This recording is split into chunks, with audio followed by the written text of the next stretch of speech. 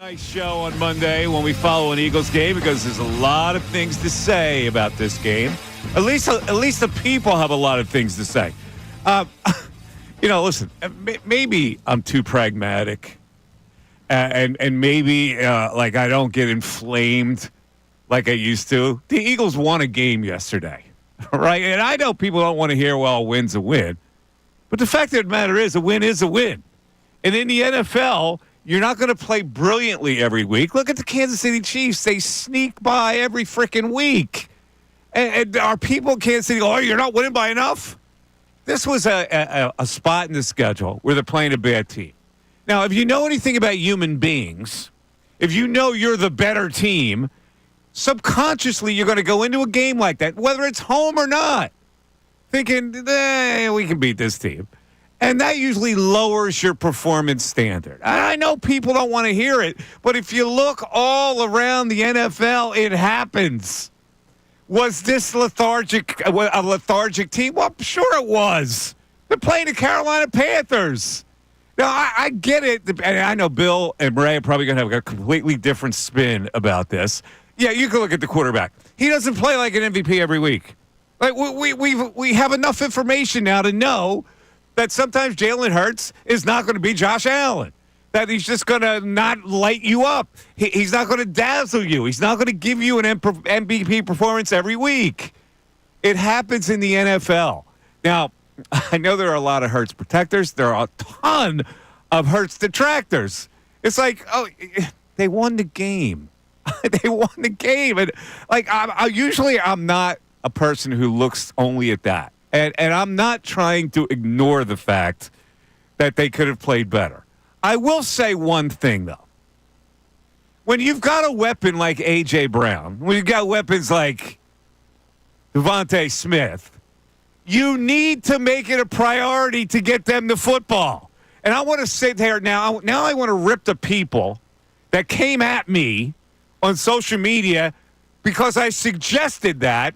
And somehow I used the word diva in my tweet about A.J. Brown. There was a story last week that suggested A.J. Brown wasn't that happy with not getting the ball. We've seen it in the past that he's unhappy when he doesn't get the ball. Yesterday, he slammed his helmet on the sidelines. That's part of being a great receiver. Every receiver who's a great receiver in the NFL is a diva. Whether you want to look at that as a slant, as a criticism, whatever. The point of the matter is, if you have a great receiver, they're not going to be happy if they don't get the ball. So if you're a coaching staff, you make it a priority to get him the ball. You don't get him no targets in the first quarter. You don't get him one target in the entire first half. There is a play that they run with A.J. Brown that's unstoppable. It's the slant. And they don't go to it. Why? I have no freaking idea. So if I'm going to be upset about it, it's not because they didn't win by 100, that they didn't cover, because I didn't think they were going to cover anyway. I thought it would be a sluggish game. It's the game plan and the mindset of not getting your star receiver involved early so he feels better about himself. And that's not a criticism of A.J. Brown, you idiots who came at me on social media. Good God. All right. That's my opening statement. Bill? Good morning, Mike. Good morning, Greg.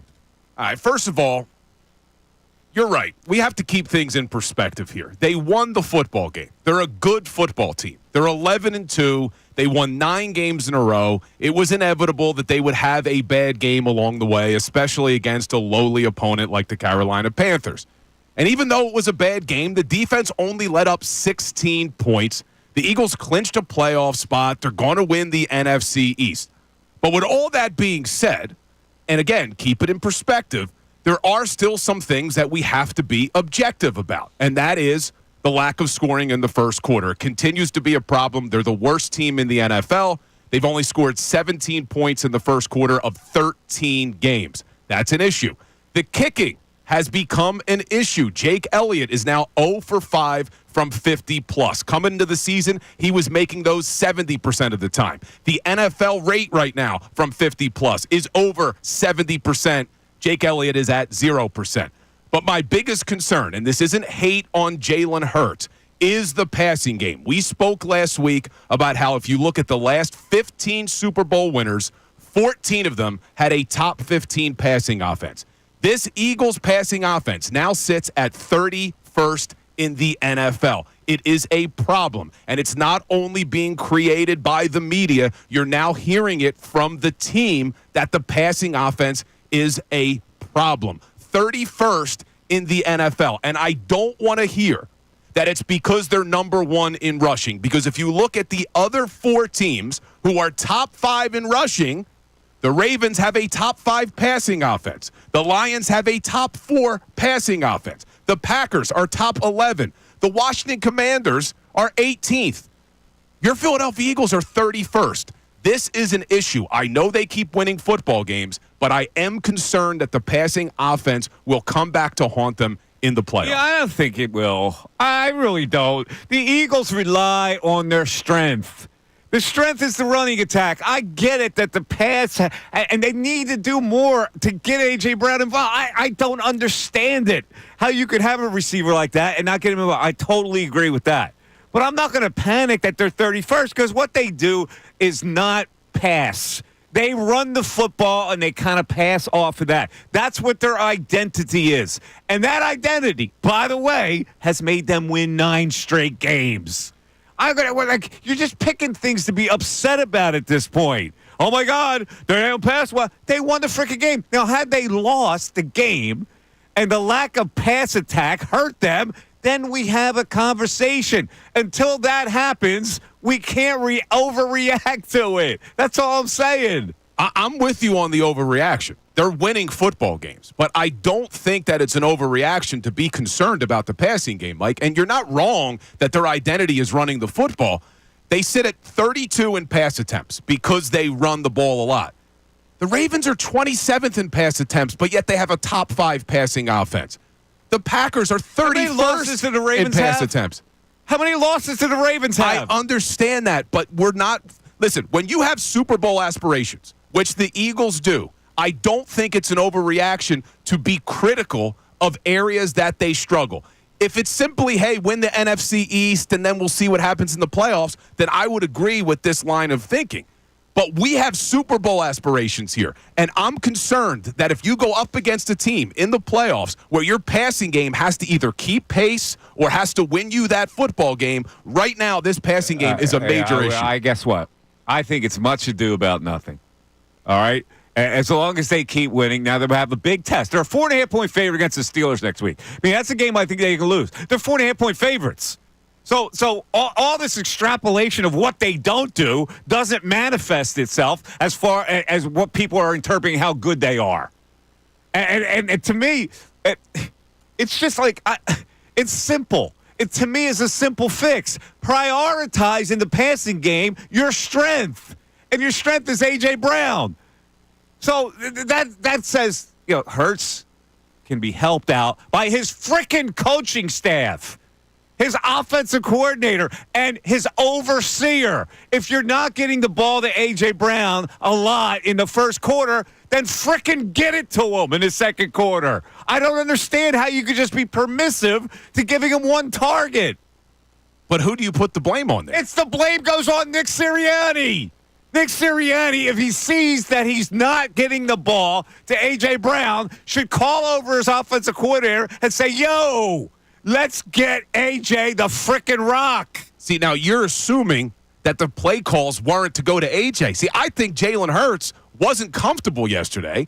There were times that A.J. Brown was open on both touchdown passes. All right, well, then A.J. Brown was the first read. Coach the guy. Jalen, look, get the ball to him. Coach him. See, I can't imagine that Nick Sirianni, Kellen Moore, the passing game coordinator, are saying, yeah, let's not get A.J. Brown involved. I think that prioritize it. What did Andy Reid calling plays. What did Andy Reid do with Terrell Owens? They are calling plays that are supposed to go to A.J. Brown. You saw it in the game where A.J. Brown's open and Jalen just doesn't pull the trigger. There was something off. Coach the quarterback to do it during the game. If the Eagles seem powerless when things happen, when they don't score in the first quarter, when they're not getting the ball to their best player, they seem powerless to adjust. That's the problem. See, here's the problem I have. We're making arguments that they should get Saquon involved early, and now they should get A.J. Brown involved They don't early. have to get Saquon involved early. Saquon will take care of Saquon eventually. You know that. But the other guy, if you don't get him the ball, sometimes is going to sulk on you. You can't afford to have that. Do we really think that this coaching staff is not trying to prioritize getting the ball to their weapons? Sometimes, yes. Sometimes I think they're clueless on what is going on the field. Mike, this past week you played the 24th ranked pass defense. Last week against the Ravens, you played the 31st ranked pass defense. They averaged 97.5 passing yards. That can't just be the coaching.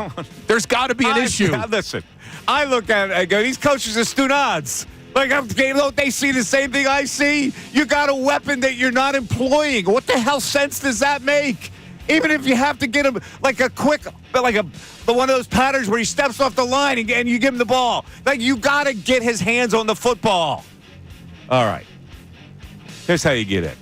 It's 610-632-0975. People coming at me because I dared use the word frickin' diva in a tweet. All great receivers are divas. That's what the sign of the times is. So get him the football so you undiva him. Mike Missanelli Show right here on 97.5 The Fanatic.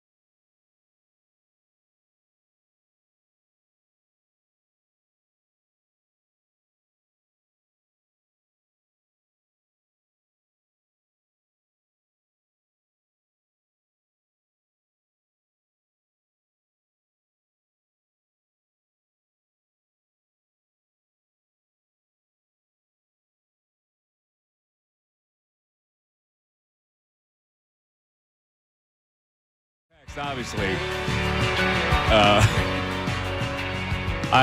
listen. I look all over the NFL, and I go, look at these teams that skate by, supposed good teams that always skate by. Why do they skate by?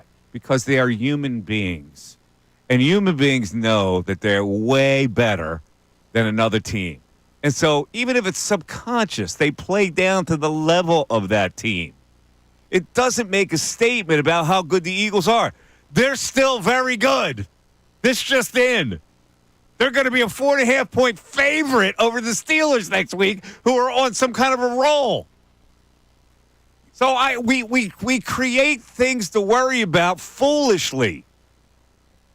I don't think it's foolish, Mike. I think you're right to say we should keep it in perspective. They're a good team. They're a very good team. They're 11-2. They've won 9 games in a row. Definitely a good team. But when we are looking for what could hold this team back from winning a Super Bowl, it's hard to ignore the problems with the passing offense, Mike. And it's not just the Panthers game. Like, I'm not here today overreacting just to what we saw yesterday. If you look at the last 8 games, the Philadelphia Eagles are averaging 156 net passing yards. 156, Mike. And in those games, they've played 4 teams that were in the bottom 10 of the NFL in passing defense. There is no reason why they should only be putting up 156. And I don't want to hear, oh, well, it's because they just run the ball so well. There are other teams in the NFL that run the ball very well that can still take advantage in the passing game that don't have the weapons that the Eagles have. And I know Devontae wasn't available every game. Either was AJ, either was Dallas. But they should be putting up more passing yards. And it's not just from the Panthers game. Well, then scheme up more of the passing game if it's going to satisfy you. They look at it like, here's what we are. Here's how we're best. So we're not going to scheme up the passing game at the behest of the running game. We make this too complicated. They're not doing it at the behest of the running game. There were times in all of those games where you didn't come out to a hot start, right? They haven't scored points in the first quarter. We want to see them get better in the first quarter.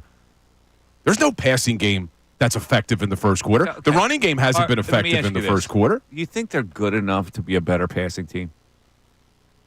So if you don't, then you're saying the quarterback's not good enough. And we've seen the quarterback pass the ball well. So could it be that their priorities are now completely different when it comes to offensive strategy? You would be right if they weren't still trying to throw the ball. If Jalen Hurts came out and threw 0 pass attempts, then I would agree with you. They almost threw 0 pass attempts yesterday. Dude, they threw the ball 21 times. He threw for 108 yards, net of 83. 21 times is not a lot of times to throw the football. They're telling you what their priorities are. Like, how many times, watching the game yesterday, did Jalen Hurts drop back and somehow no one's open? He has to take a sack. He gets sacked 4 times. I get it. It wasn't good. But it doesn't mean that this is going to be lethal for the rest of the year and they're going to fall on their face. Like we leap from one to the other, the one premise to the other, and it's an overreaction. They won the game yesterday. Now, if Leggett catches the ball, maybe they don't win the game, but he didn't catch the ball. All right? Now, if Leggett catches the ball, guess what, Bill? Guess what we're talking about today? We're talking about their last lack of passing attack. But they won the game. So that's diluted. They have won the game. But if we're looking at it with our eyes, and you're trying to look at it through the lens of we want to win the Super Bowl, I am concerned with this passing offense. And, Mike, it's not just me. It's not just the fans. Post-game, when A.J. Brown was asked, what do you need to work on? Passing. Well, this is why. Look, did you hear what I said at the beginning of this show? For him to not say something like that, then prioritize him. It's such a simple fix to me. Get him involved.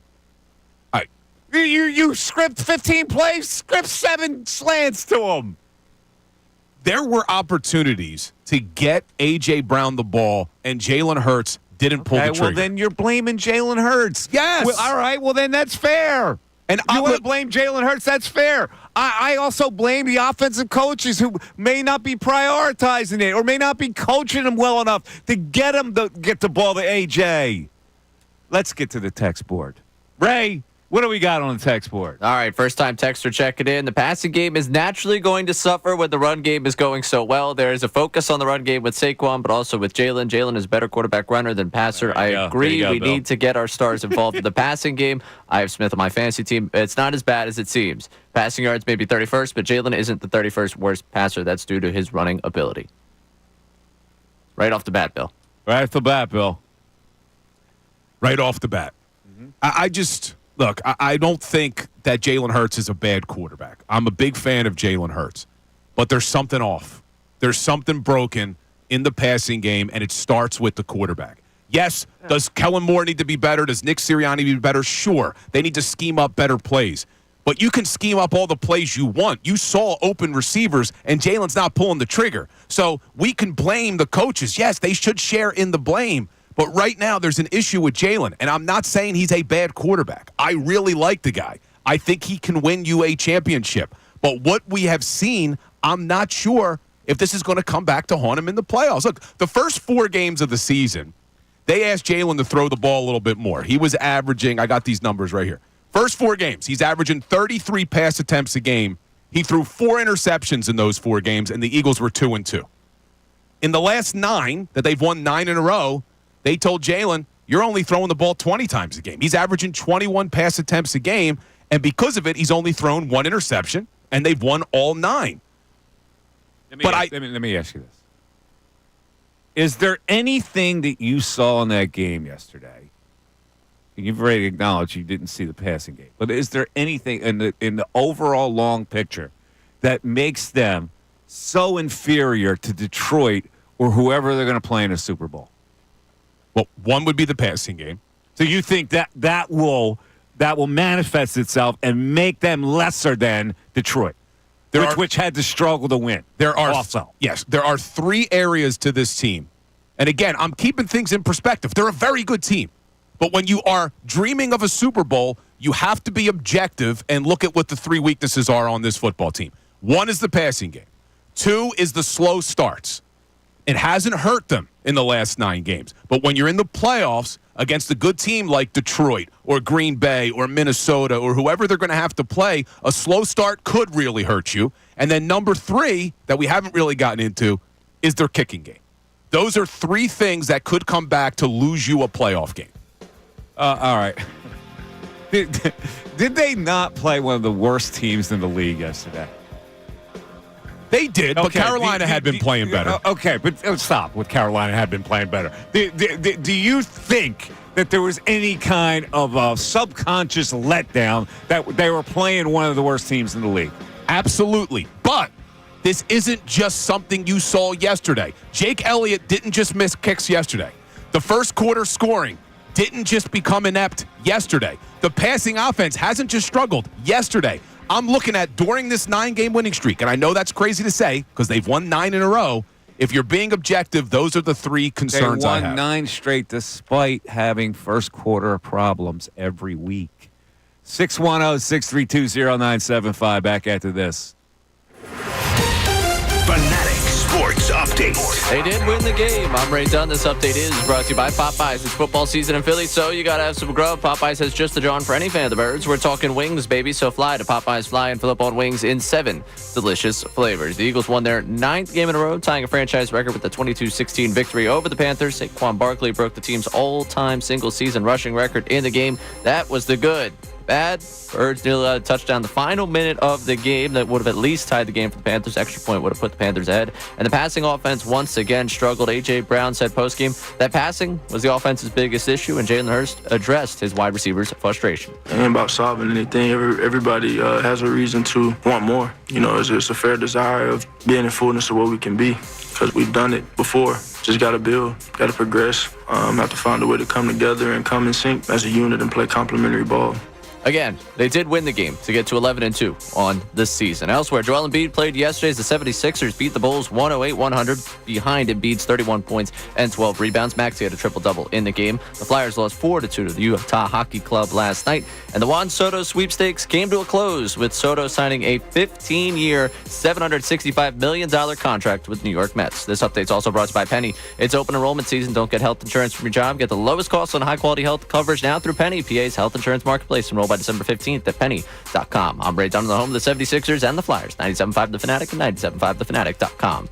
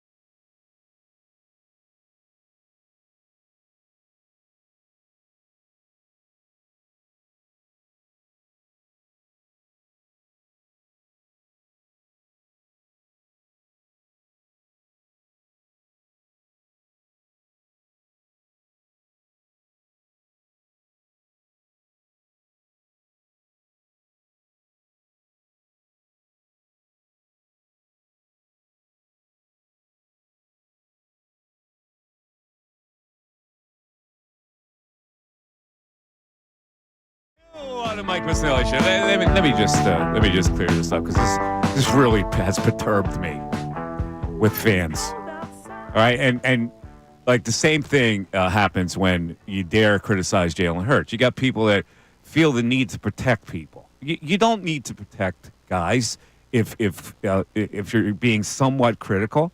So this is what I tweet yesterday as I'm watching the game. One thing I cannot understand is why they don't make targets to A.J. Brown a priority like the Eagles used to do with T.O. Divas need to be fed or you lose them. Now, you know what 90% of the people got out of that? I can't. He's not a diva. I can't believe that you're on the air.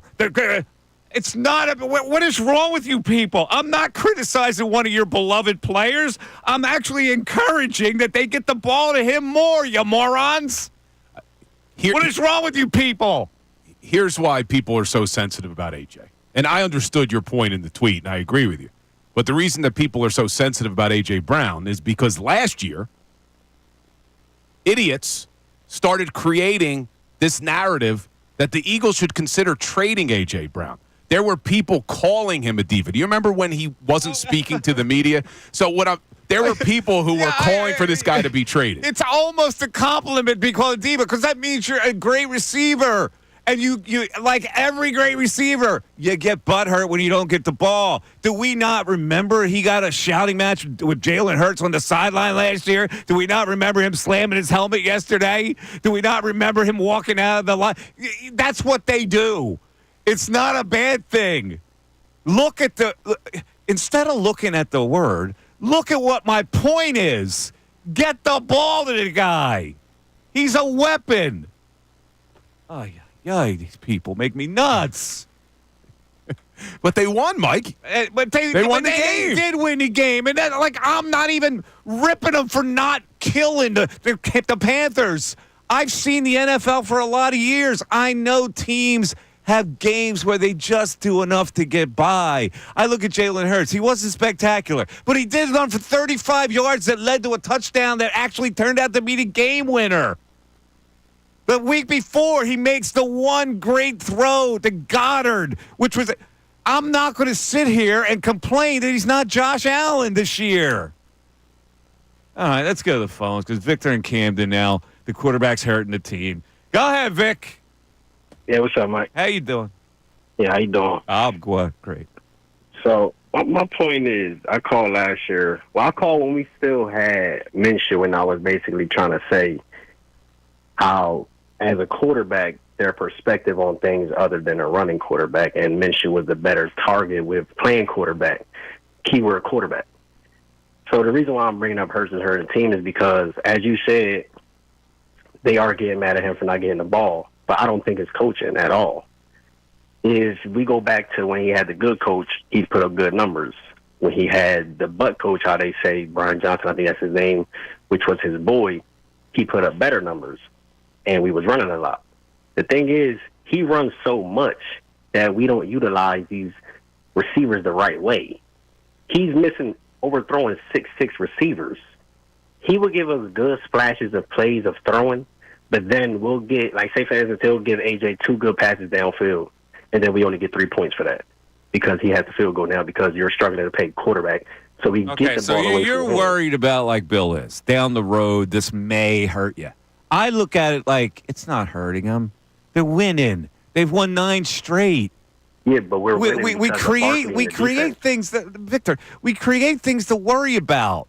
And I'm going, just... I'm going off of 3 years of material of me studying the actual game. All right, well, you don't like him. Like, he's never won games for this team. Like, I can't help you. If you're going to bring Gardner frickin' Minshew into a conversation. No. You put it the wrong way. All right, go ahead. Just like they took your diva word wrong, you took Minshew wrong. Okay.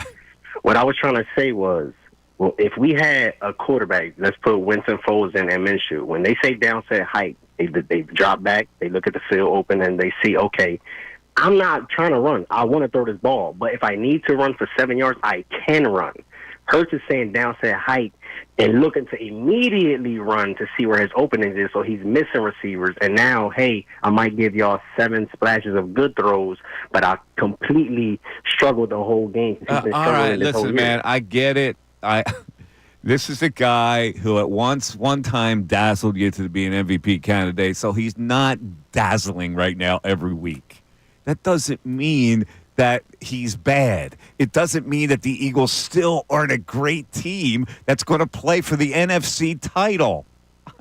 I just don't understand that we create these calamities. See, I don't understand why they have to be mutually exclusive. Why can't you acknowledge that they're a good team that keeps winning and that Jalen played bad? I just acknowledged it, that he's not dazzling you, okay? He's not getting the passing game going enough. I totally get it. But as long as they're winning, I can't sit here and bitch about it.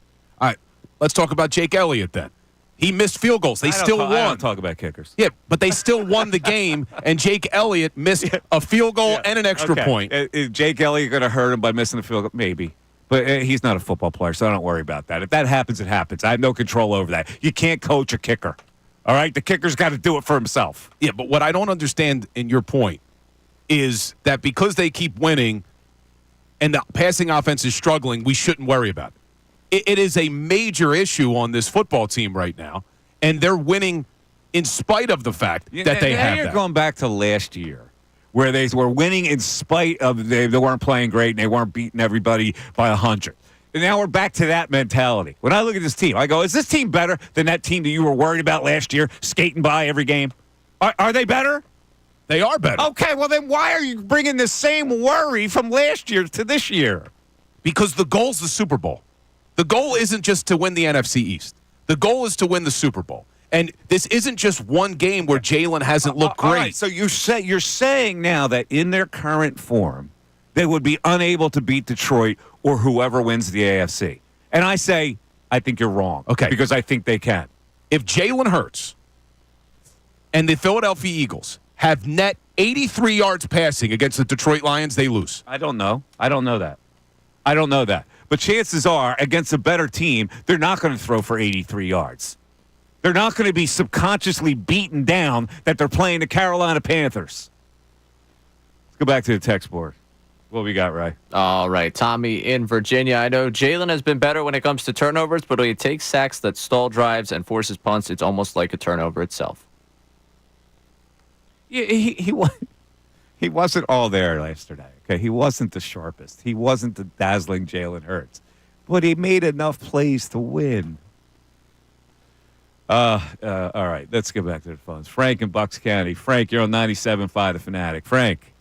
I'm taking the call. Let me get this off. What's up, Frank? Hey. Not much. Listen, God, I mean, I have some subject matter for the call, but my head's spinning after the last call, so I'm still trying to collect myself. That guy was tough to listen to. So, I mean, and for me, I think they were in no man's land on the schedule against Carolina.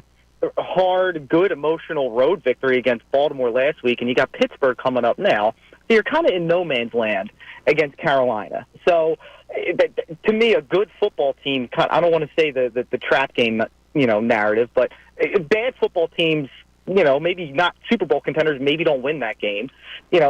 Secondly, I do think it's a righteous B and C. Not getting A.J. Brown the ball. It's like that, that old guy, on your neighborhood street who's got a Ferrari in the garage and he drives it 4 days out of the year. So I think they need to prioritize that a lot more. And now, lastly, I look at, let's use Detroit as the measuring stick. Detroit has skated by in a lot of games this year. They just skated by against Green Bay, if I remember that right. They just skated by against Chicago 3 points the week before that. They've skated by against Minnesota. They skated by against Seattle. They skated with the Cardinals. They only won by one score.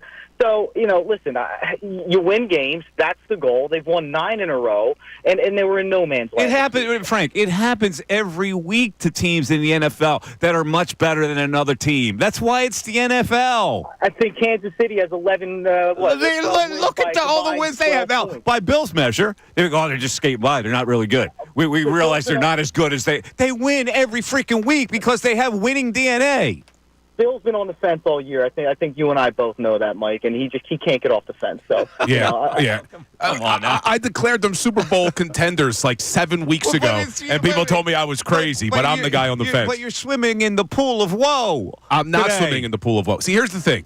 You and I both picked the Panthers in the points because I did not expect this game to be a blowout. Yes. I didn't. So that goes in line with how they perform. And I thought this would be a sloppy game, and that's why I'm telling you I'm not overreacting to just this week. We went over the numbers. No team in the last 15 years that had a number one rushing offense won a Super Bowl. Only one team that had a passing offense outside of the top 15 won a Super Bowl, and you got to go back to the 2013 Seahawks. It doesn't mean that it can't happen. It doesn't. But when you're watching the game with your eyes, I know they keep winning. That's why I said it's important to keep things in perspective. They are still a very good team. They are still Super Bowl contenders. But we have to be objective. And there is a serious issue with the passing game. All right, well, guess what? The offensive coordinator and Serriani need to have their feet held to the fire this week. And if they don't, we're letting down the fan base. Why isn't the passing game better? Why aren't you prioritizing the passing game at times? Why aren't you getting the ball to one of the best receivers in the league? Why are you not doing this stuff? Is it the quarterback or is it your scheme? What is it? We need to have the answers. All right, well, Sirianni and Kellen Moore are not going to throw their quarterback under the bus. So they're not going to come out and say, well, we called plays and the receivers were open. The questions. You got to hold their feet to the fire. If this is that big a priority for you, Bill, then they have to take the Bill road and hold their feet to the fire and present them with facts like you just presented. No rushing team ever wins a Super Bowl. Don't you think you need to prioritize your passing game? All these questions have to be asked. And I think that they would agree that the passing game has to be improved. See, I don't see why these have to be mutually exclusive. You can acknowledge this is a good team that keeps winning, that's a Super Bowl contender, but at the same time say, to give us the best chance to win a Super Bowl, we got to improve the passing game. But you're also making a declarative statement that this is going to prevent them from winning something. I said it could. It could prevent them. It could be an issue that comes back. That's too vague. What you're saying is that I'm scared to death that this is not going to make them win in an NFC title game. Well, you can't throw 83 yards against the Panthers. You can't throw for 112 against a horrible Ravens pass defense. You're not going to be able to maintain both games that they won. Both games that they won. But playoffs are different. Let's go to Huck in Germantown. Huck, you're on 97.5 The Fanatic. What's up? Hey, what's up, fellas? What's going on, man? Oh, man, not much. Just a couple of thoughts, right? I'm sitting here thinking about the Eagles' performance yesterday, right, especially on the offensive side. And, two things can be true at once, right? While we can agree the offense needs work, especially with Jalen Hurts doing a better job at, getting the ball to A.J. Brown, to Smitty, and those guys that are reliable, right? I watched the Bills game afterwards, and I'm like, man, the Bills put up 6 touchdowns, and they lose by 2 points. So at the end of the day, I just actually felt better about the Eagles, because I'm like, man, a win is a win. When you got the Bills put up that kind of performance and still lose, I'll take that nail-biter of a game that we had, and still win. And also, I think right now, if you put the Eagles in front of the Chiefs or Detroit, we win. Right now, with how things are right now, I think we still win. Yeah, well, I actually think that you're right. I don't think this passing game, this lack of, has not deterred me from feeling that the Eagles are a good team. Are the Buffalo Bills a good team? Yeah, they gave up 44 points to the Rams yesterday. And by the way, guess right, our defense guess who picked that game outright? Guess who picked that game outright? Outright. All right. Yeah, good week for picks. If people listen to us, they went 4-2 this weekend. Outright. Actually, 6-2. Outright. There you go. We also said the Panthers with the points. What I'm having a hard time understanding, Mike, is that you aren't understanding. I'm understanding the point that I'm making. I totally understand it. You're taking that point and you're saying I fret that it's going to prevent the Eagles from winning the biggest games that they need to win. And I say, no, it's not. They're still going to be good because they have winning DNA right now. So when you throw for 83 yards and you still win against a crappy team, you still won the game. When you don't throw for a lot against the number one team that yields passing yards and you still win, you're still a pretty good team. That's the way I look at it. Yeah, it was a big win against the Ravens. And that's why, but when we're being objective about the football team, I don't want to just put our head in the sand and say, well, they keep winning, so there's no problems. There are issues that need to be addressed. There's always problems with every team. You could dissect everything when a team wins by a little bit. You think Kansas City? Well, maybe the media is not dissecting, but you think they're dissecting some things that they're not doing right now, but still winning? You can do that with every team, Bill. Nobody plays a perfect game where they roll up 500 yards and stonewall the other team to less than 100. This is the NFL. You are correct. But when it's the most important position in sports, the quarterback, and when you're watching the game with your eyes and it looks like the quarterback is struggling, that's where my concern comes into play. Because a quarterback at one time or another may have to win you a game with his arm. Yeah. And I'm not sure, as much as I love Hurts, right now I'm not sure that I have the confidence in Hurts' arm that he'd be able to do that. Do you have the confidence in Brock Purdy's arm? Yeah, Brock Purdy was playing at a very high level. Oh, did you ever have the confidence in his arm? Yeah, because he was making the right Everybody calls. criticized. He was making the right plays. He doesn't do this, he doesn't do that, and yet the 49ers win. All right, when you say the arm, we're not talking about arm strength. It's more about decision-making. And Jalen Hurts' decision-making right now, he's hesitant. He's hesitant to pull the trigger. And here's what my theory is. But he hasn't been hesitant in every game. Yes, he has. Here's my theory, Mike. Won 9 in a row. Here's my theory. Yeah. The 4 interceptions in the first 4 weeks of the season.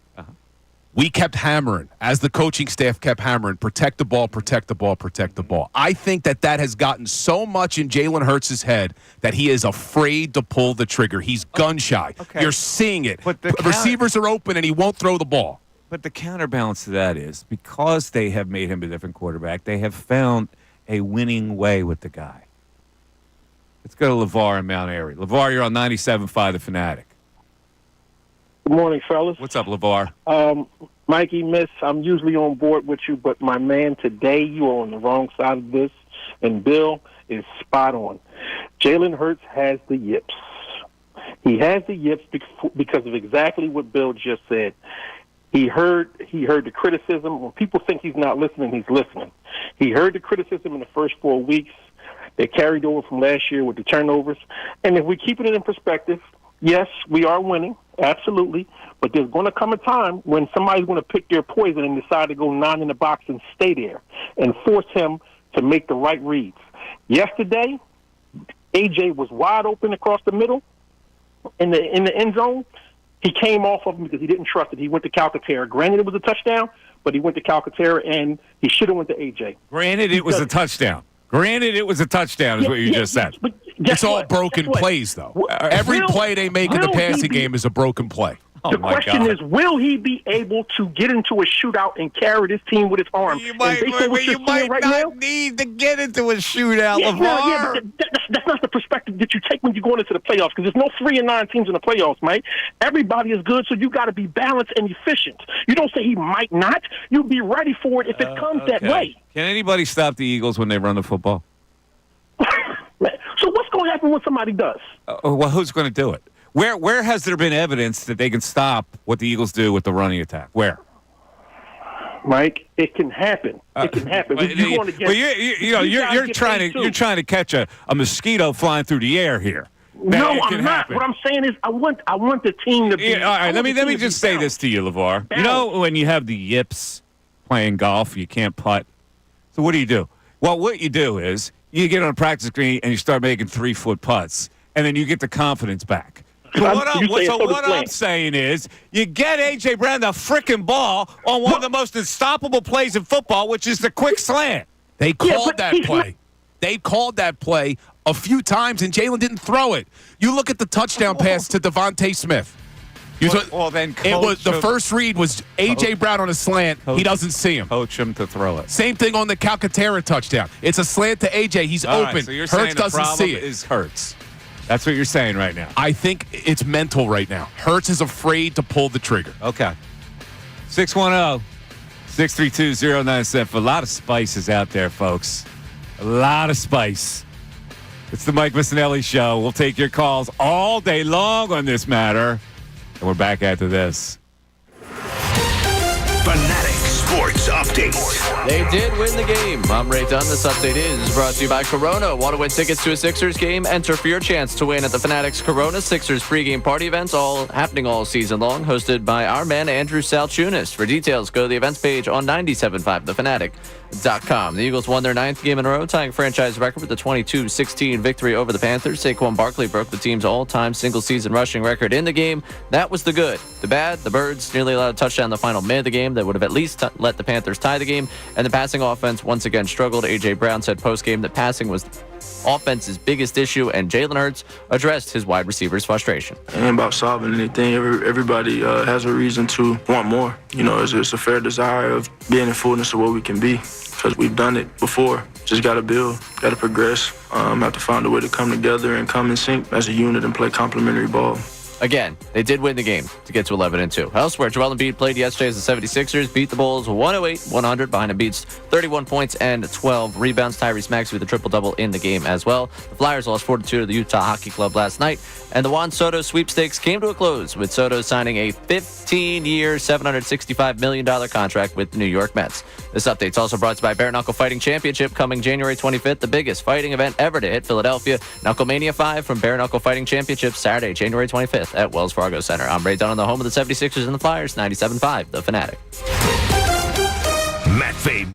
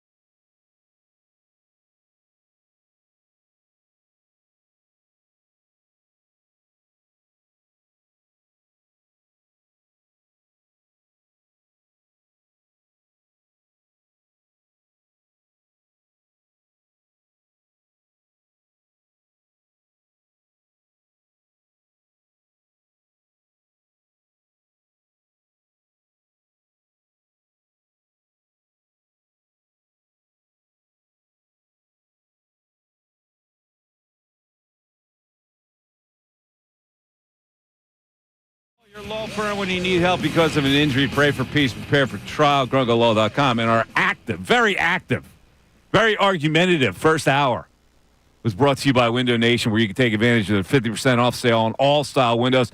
Plus, make down payment with no payments, no interest for 12 full months. Call 866-90-NATION or visit windownation.com. So the argument today is, do we allow the anemic passing attack that they had yesterday to spoil the whole barrel on what this team is about? Or do we say, you know what? They won a game yesterday against a team that they came in thinking they were going to hammer, and they played down to a level, and they still won the frickin' game, and their offense, which has been pretty consistent in running the football, and then the quarterback did make a great play when he ran for 35 yards and threw for a couple touchdowns. I think we invent stuff to worry about. Like last year, when they were 10-1, everybody was saying, well, they're not really a 10-1 because they're skating by in all these games. And maybe that was accurate last year. This season, they skated by yesterday. And it's, oh, my God. And yet, in the same breath, we'll say, you know, this team's much better than that team last year. Well, then what are you worried about? I don't get it. I'm Mike Missanelli. That's Bill Colarulo. Ray Dunn is with us. Yes, this is where you and I, we kind of agree in that they're a good football team, and they keep winning. And when you keep it in perspective like that, sure. But when you have dreams of going to a Super Bowl, I just don't think that you look at it and say, well, they won, so we don't have to worry about any of the issues. It's not just because of the Panthers game. It's pretty much been all season long. You've seen a passing offense that has struggled. The numbers don't lie. They're 31st in the NFL in passing yards per game. They're not really relying on Jalen's arm. I get it. He doesn't have as many pass attempts as some other teams. But even teams that are in the top 5 in rushing, in the bottom 5 in pass attempts, like the Baltimore Ravens, still have a top 5 passing offense. You could go to the Detroit Lions. They're number 4 in rushing. They're 23 in pass attempts, but yet they still have a top 4 passing offense. And to your point about last season, when we kept saying the team wasn't as good as their record indicated, we were correct. The defense was terrible all season long. They struggled against the blitz. That showed itself down the stretch. And when you look at this team that has Super Bowl aspirations, you think, well, what can hold this team back? Yes, they're good. Yes, I'm happy they keep winning. But there are 3 areas on this team that could hold them back. It's the passing offense, it's the first quarter scoring, and it's their kicking. It is amazing to me how we just always want perfection. And no team in the NFL delivers you perfection. It happens every week with the so-called good teams that they somehow shirk in some area and they win despite it. But like we got to freak out that they're not perfect. No one is perfect. It's not about being perfect. I'm not even saying they need to have a great passing offense. But to be 31st in the NFL, that's an issue. This plays right into you. Tech Sport. Time to bring back Foles just in case. All right. Somebody just texted. That's a ridiculous. Now, but this is where you lead people to the poison well. Listen, Jalen Hurts is a good quarterback. I'm not a Hurts hater. I think he can win a championship. But you can't watch these games over the last 9 weeks, even though they've won, and not leave it saying, you know what? Something seems off with Jalen. Jalen seems reluctant to pull the trigger. There are open receivers that he's not getting the ball to. And you're saying, well, the coaches should force him to get the ball to A.J. Brown. I think they're calling plays to A.J., and he's not throwing it for whatever reason. And maybe you're right. Maybe this isn't going to be an issue down the stretch. Yeah, but if you objectively look at your team, you can point out the issues. Reminds me on going on a cross-country trip in a really nice car, but you lament that it's not a Rolls. That's what it feels like to me. No. Right, let's go back to the text board. What are they saying here? James in Doylestown, if I'm the Steelers or any team facing the Eagles going forward, I'm absolutely stacking the box against this offense to stop Barkley and containing Hurts runs and making Hurts beat me by passing because they're ranked 31st in the league in total passing, which is a joke. Well, of course, no one stacks the box against the Eagles. That's a strategy that's been foreign to every defensive coordinator who watches film and sees exactly what they do. They don't stack the box. They don't try to stop the run because it's novel to them. Of course they're trying to stop the run. They try to stop the run every week against the Eagles. Do they? No. Okay. And see, you look at that as a positive. I'm looking at that as a negative. So you're telling me teams are stacking the box, and you're still averaging. Dude, I get it. Their formula wins. All right? No matter how you want to slice it, their formula has won. You're saying it's not going to win. You're entitled to that opinion. It's not going to win when it really matters. That's what you're suggesting. And I'm saying, nah, they could still win. What I am saying is, when you look at this team and you want them to win a Super Bowl and you're trying to identify issues that they should improve upon. See, you're taking it to the extreme. I'm not coming in here saying they're a terrible take it to team. The extreme because that's where you're going with it. So you're telling me that because of this lack of strong passing game, they can't beat Detroit or whoever survives in the AFC. That's what you're saying. Say it. Just say it. What I am saying is history would tell you that if you have a 31st ranked passing offense, you're not going to win a Super Bowl. Well, I'll tell you what, let's just get off the air for the rest of the year then. We're going to forget it. It's over. Ladies and gentlemen, we're announcing today through Bill that the Eagles have no chance because Jalen Hurts only threw for 83 yards against the Panthers. Good night, everybody. I'm out. Yeah, if this continues, they wouldn't win a Super Bowl. All right. There's going to be a game where they have to win with the passing game. Okay. Greg in Bethlehem, you're on 97.5 The Fanatic. Greg. Hey, good morning, guys. What's up? Well, winning is a powerful deodorant, but the Eagles obviously have some issues. I'm with you, Mike. I don't know why they don't throw at least 10 slants to AJ. It seems unstoppable. I don't understand. I mean, what I see is typically quarterback gets the ball and it's out. There really isn't much of a read on that play, I don't think. It seems like they should do that at least 10 times a game. And I do agree with Bill. Hurts looks hesitant to pull the trigger. He did yesterday. Yeah, he did. He did yesterday. That's not the end of the world. Well, he has a history, except for the fly patterns.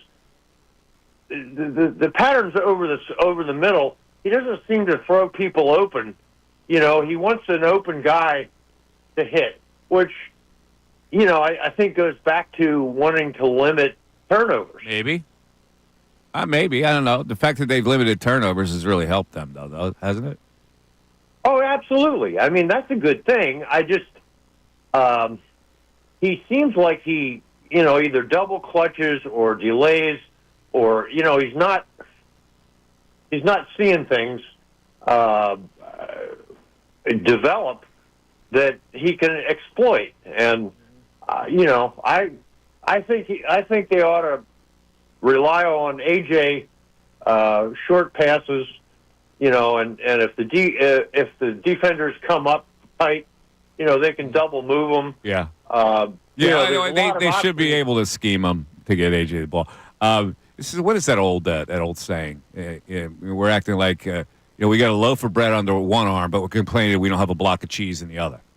Isn't that the way? Something like that? How's it? What's that saying? It's like an Italian thing. Yeah, complaining like you got a loaf of bread under one arm, but you don't have the whatever that is.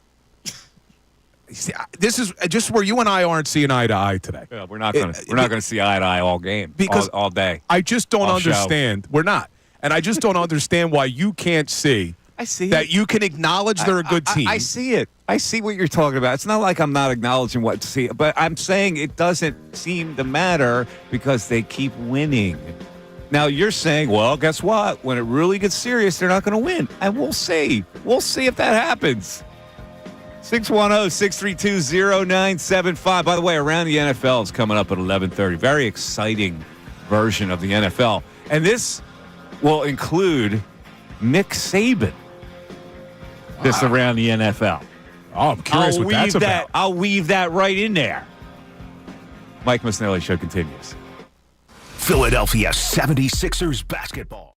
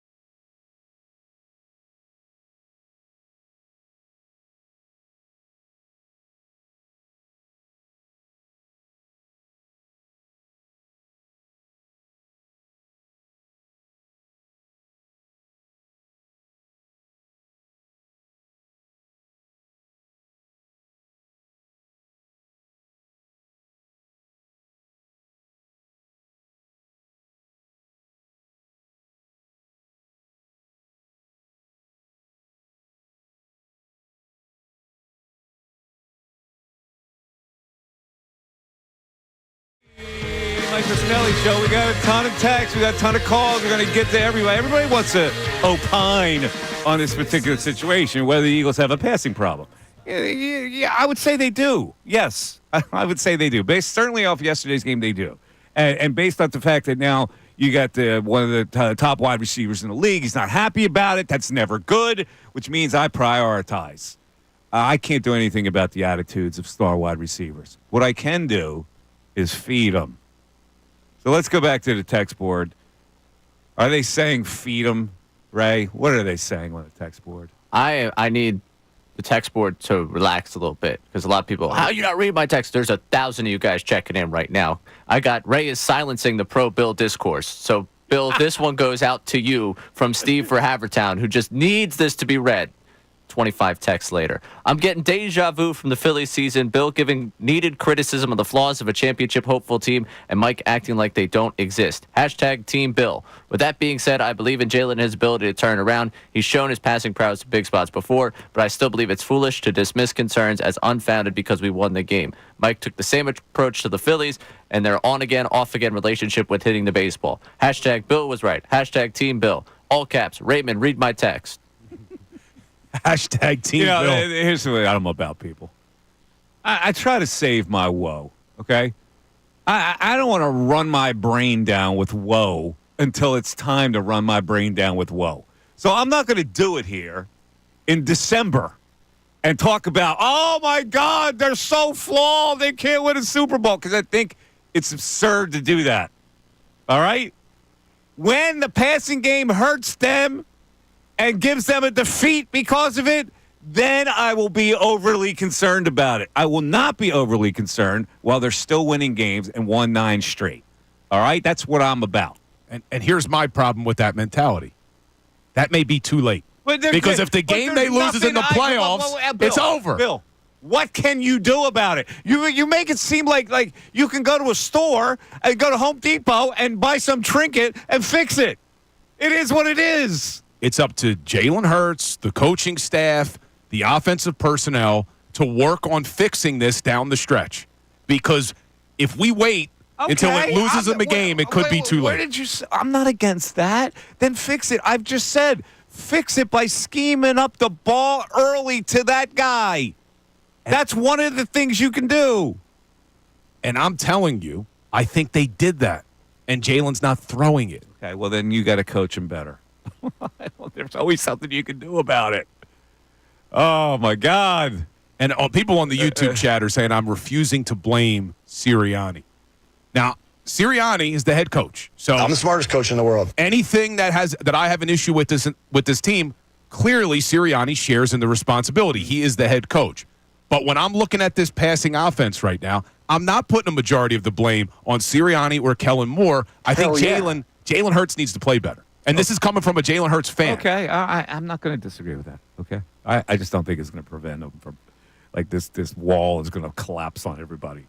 And also, people are concerned about your shirt on the text board and on the YouTube chat. What's going on with your shirt? Is it changing colors? It is. I think maybe it's the lavender, lights, folks. The lights of the studio. Well, it's a baby blue, I would say. Right? Baby blue it's not color? baby blue. It's more of a violet. That's not a baby blue. That's a darker blue than baby. Yeah, it's like a violet. I don't see I don't see exactly what Mike's seeing, but I don't see baby blue. It's lavender. Come on in here. It's lavender. People on the YouTube chat. I'll the board. Leave the board. Come in here and check it out. Just don't curse over the next 2 minutes. Ray's coming in. People on YouTube are saying it's like one of those things on social media where if you're a left brain, you see this color. If you're right brain, you see that. I see baby blue. Okay, here comes Ray. He's walking in here. He's leaving the board vacant. All right, which might unnerve our program director. What is that? What Ray? color do you got, Ray? Is that more lavender? No. Oh, you guys are colorblind. Wait, what do you got? What color? What do you see? It's not like baby blue. It's more of a lavenderish blue.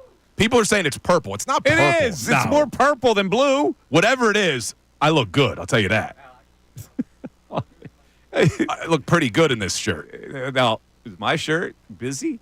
It's got that pattern. Is it busy? It's not looking busy on YouTube. Is it showing up as busy? It's not.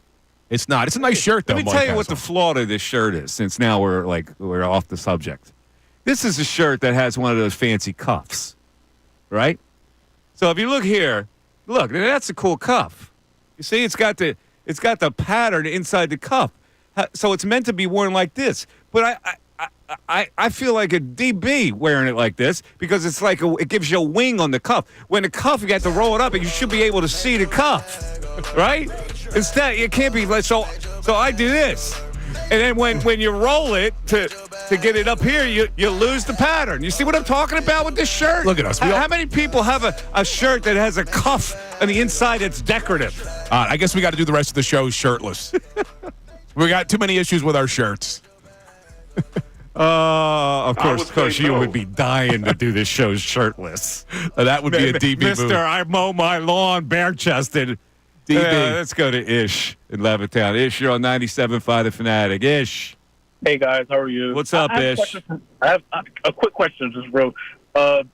Ray, did you wear your mittens today?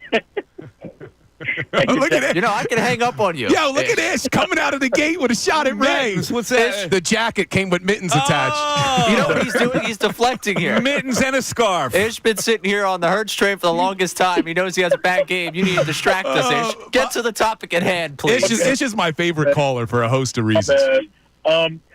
Bill, Mike, I agree with you. Why are we talking about this after a win? 83 yards, but you're right, Mike. They had to give A.J. Brown the ball. I believe that. And for you to say he's a diva, he is. All wide receivers are divas. T.O. was a diva. All good ones are. Not, the mediocre ones aren't. Yeah, Devontae Smith and A.J. Brown are divas. But Bill does have a point. Bill makes great points. I just want to point that out. Bill made a point about A.J. Brown, Hurts being hesitant throwing the ball. He is being hesitant about all the criticism he took about the turnover. He doesn't. Yeah, you're right. He doesn't want to throw interceptions. He doesn't want to throw interception. But I can't really complain because we're winning at this point. If it comes to, I think next week's game is going to versus Phillies is going to tell a lot about us. And last thing, Ray, my grandma can knit you a little hat to go with that. We lost him. Ray How did we lose him? I don't know how that happened. Oh, man. The issue's stretching it now. I love it. Stretching the insult. Oh, I love it. 610. They need that sandwich to avoid the real Hurts conversation. 0975. Coming up around the NFL. And Nick Saban's in around the NFL, if you can believe it. Stay tuned. Don't go anywhere. Fanatic Sports Update. They did win the game. I'm Ray Dunn. This update is brought to you by AAA Car Care. Save up to $30 on auto repair with their AAA Triple Play. Only at AAA Car Care Centers. Offer valid through December 31st. Details at AAA.com/mycar. The Eagles won their 9th game in a row, tying a franchise record with a 22-16 victory over the Panthers. Saquon Barkley broke the team's all-time single-season rushing record in the game. That was the good. The bad, Birds nearly allowed a touchdown the final minute of the game that would have at least let the Panthers tie the game. And the passing offense struggled once again. A.J. Brown said post-game passing was the offense's biggest issue, and Jalen Hurts addressed his wide receivers' frustration. It ain't about solving anything. Everybody has a reason to want more. It's a fair desire of being in fullness of what we can be because we've done it before. Just got to build, got to progress, have to find a way to come together and come in sync as a unit and play complementary ball. Again, they did win the game, and they are 11-2. Elsewhere, Joel Embiid played yesterday as the 76ers beat the Bulls 108-100. Behind Embiid's 31 points and 12 rebounds. Big second quarter for him. Also a triple-double for Tyrese Maxey. The Flyers lost 4-2 to the Utah Hockey Club last night, and the Juan Soto sweepstakes came to a close, with Soto signing a 15-year, $765 million contract with the New York Mets. All right, I'm Ray Dunn on the home of the 76ers and the Flyers. 97.5 The Fanatic, 97.5thefanatic.com.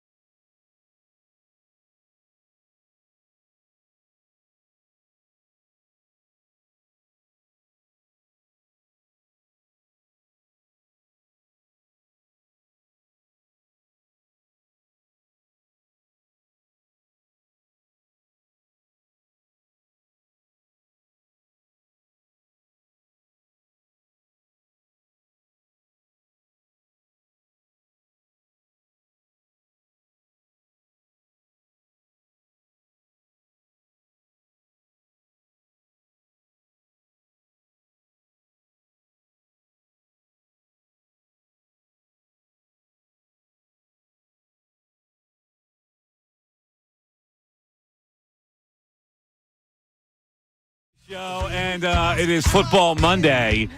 And Football Monday at this time, we go around the league, and these are the 5 things that caught my attention. It's called Around the NFL. All right, let's start with number 1, the Red Hot Steelers, a team that is a definite threat next week to end the Eagles' winning streak.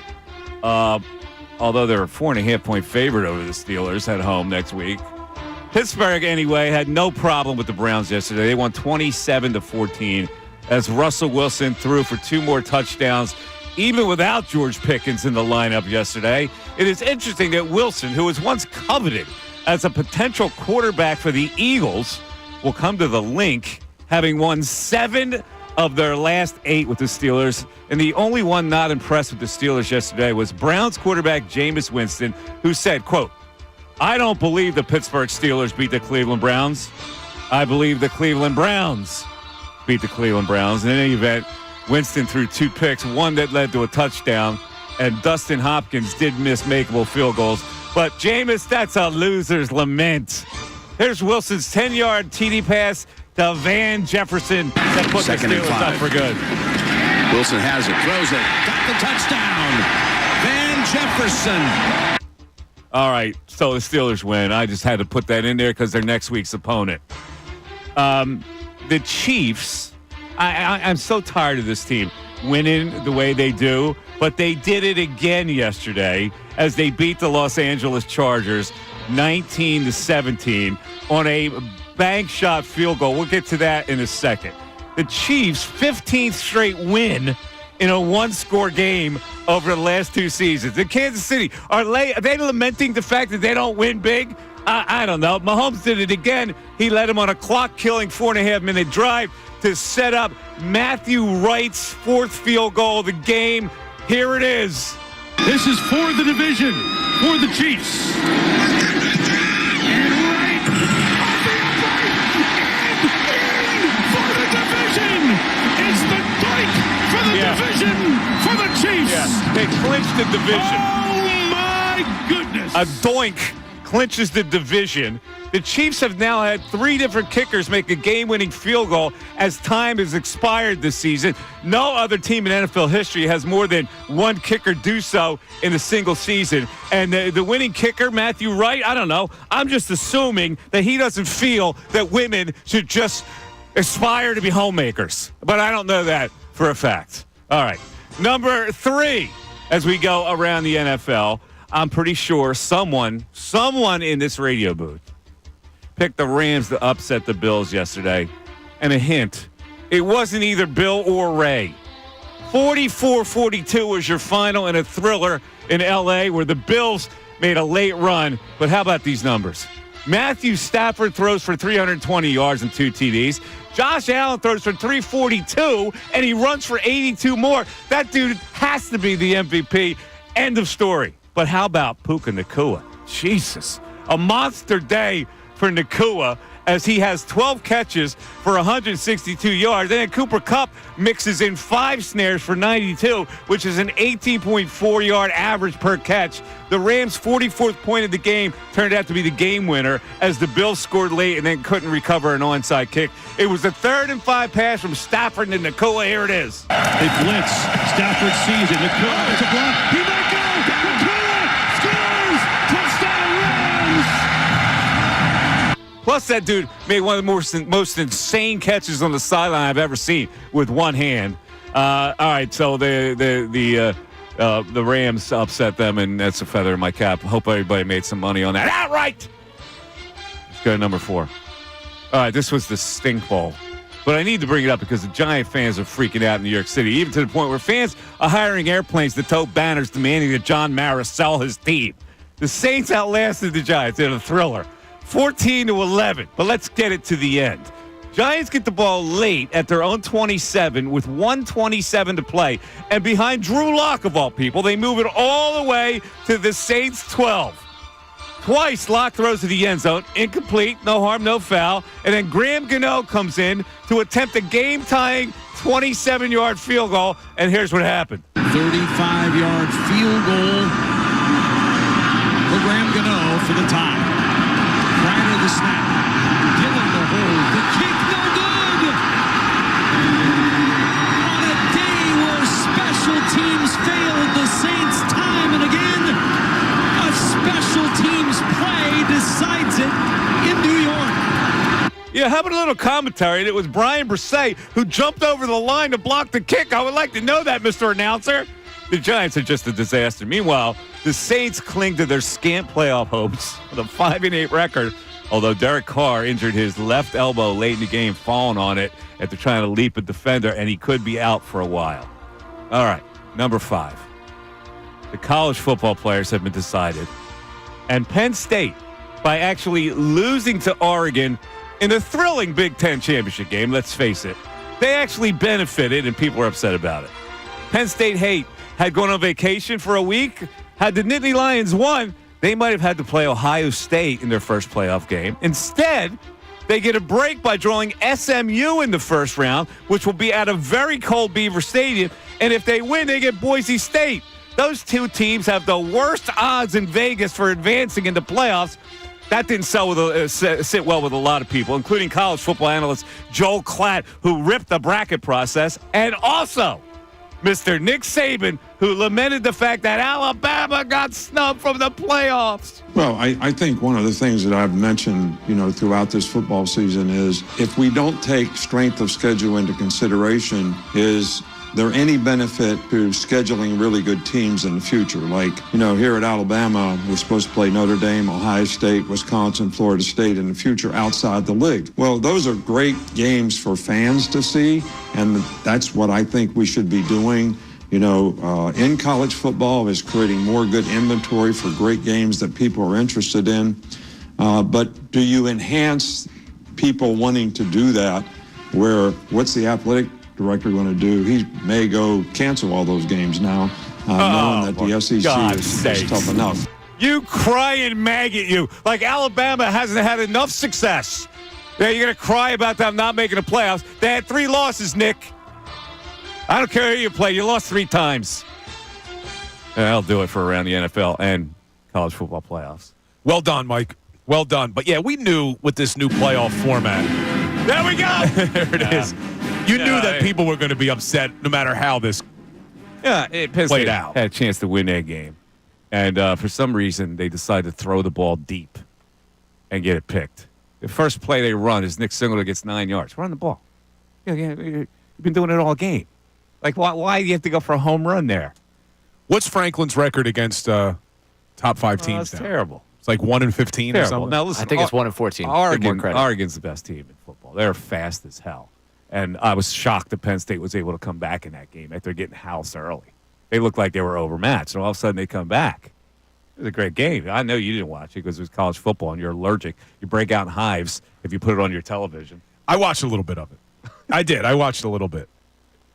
I forget what I put on instead of it, though. I was watching it, and then I changed it. I forget what I was watching. Cops on or something.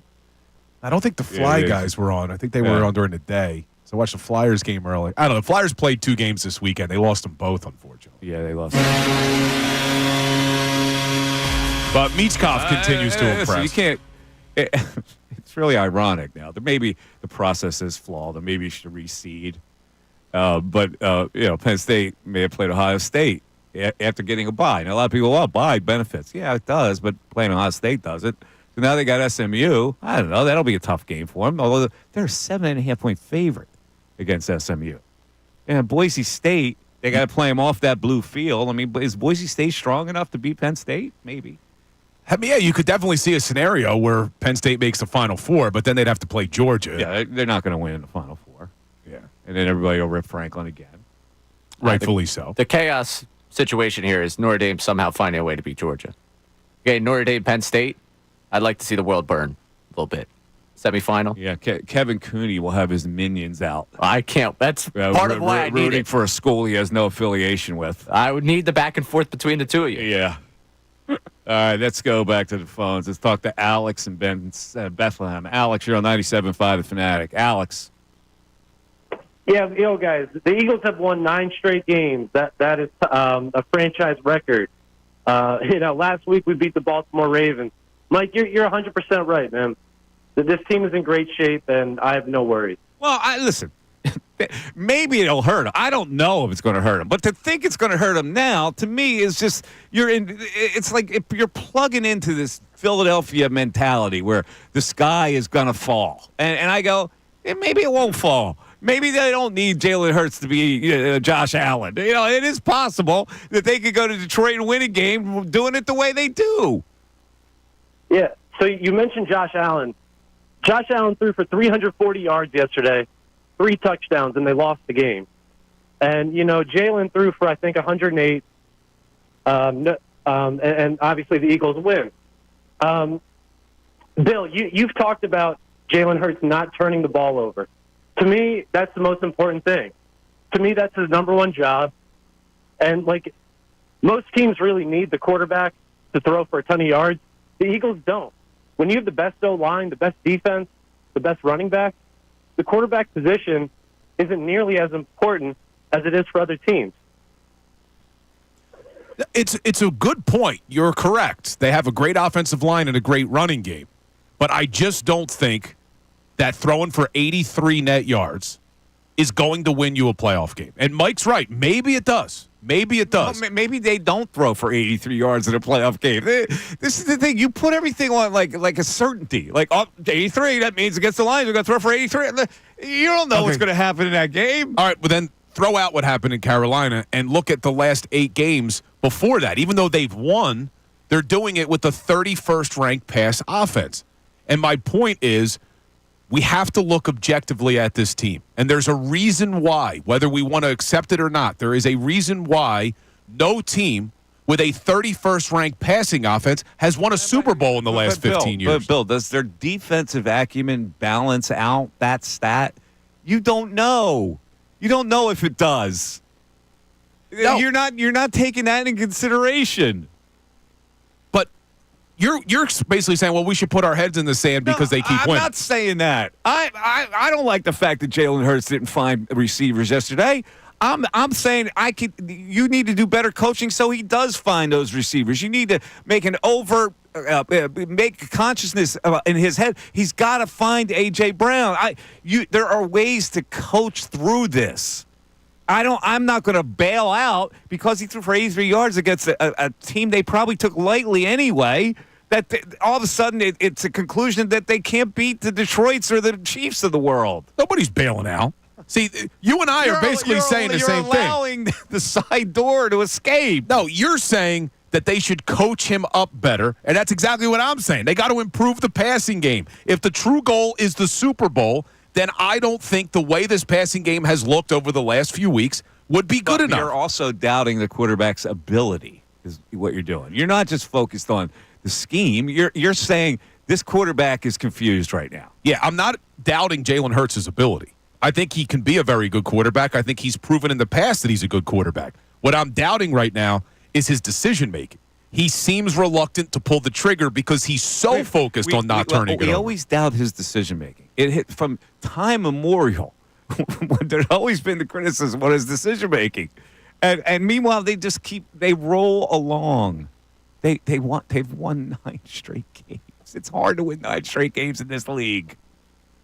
Would you rather than win 9 straight or win a Super Bowl? I want a Super Bowl, Mike.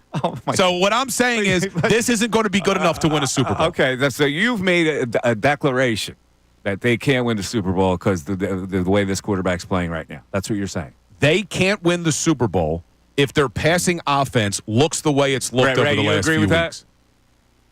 If it looks the way it did yesterday, yes. Yes. Okay. Now, why are we to assume that against better competition that it can't be schemed up where they look better in the passing game than they did yesterday and therefore can win that more important game? Why do we have to come to a conclusion based off of yesterday that, you know what, it just can't be done? It's not based off of yesterday.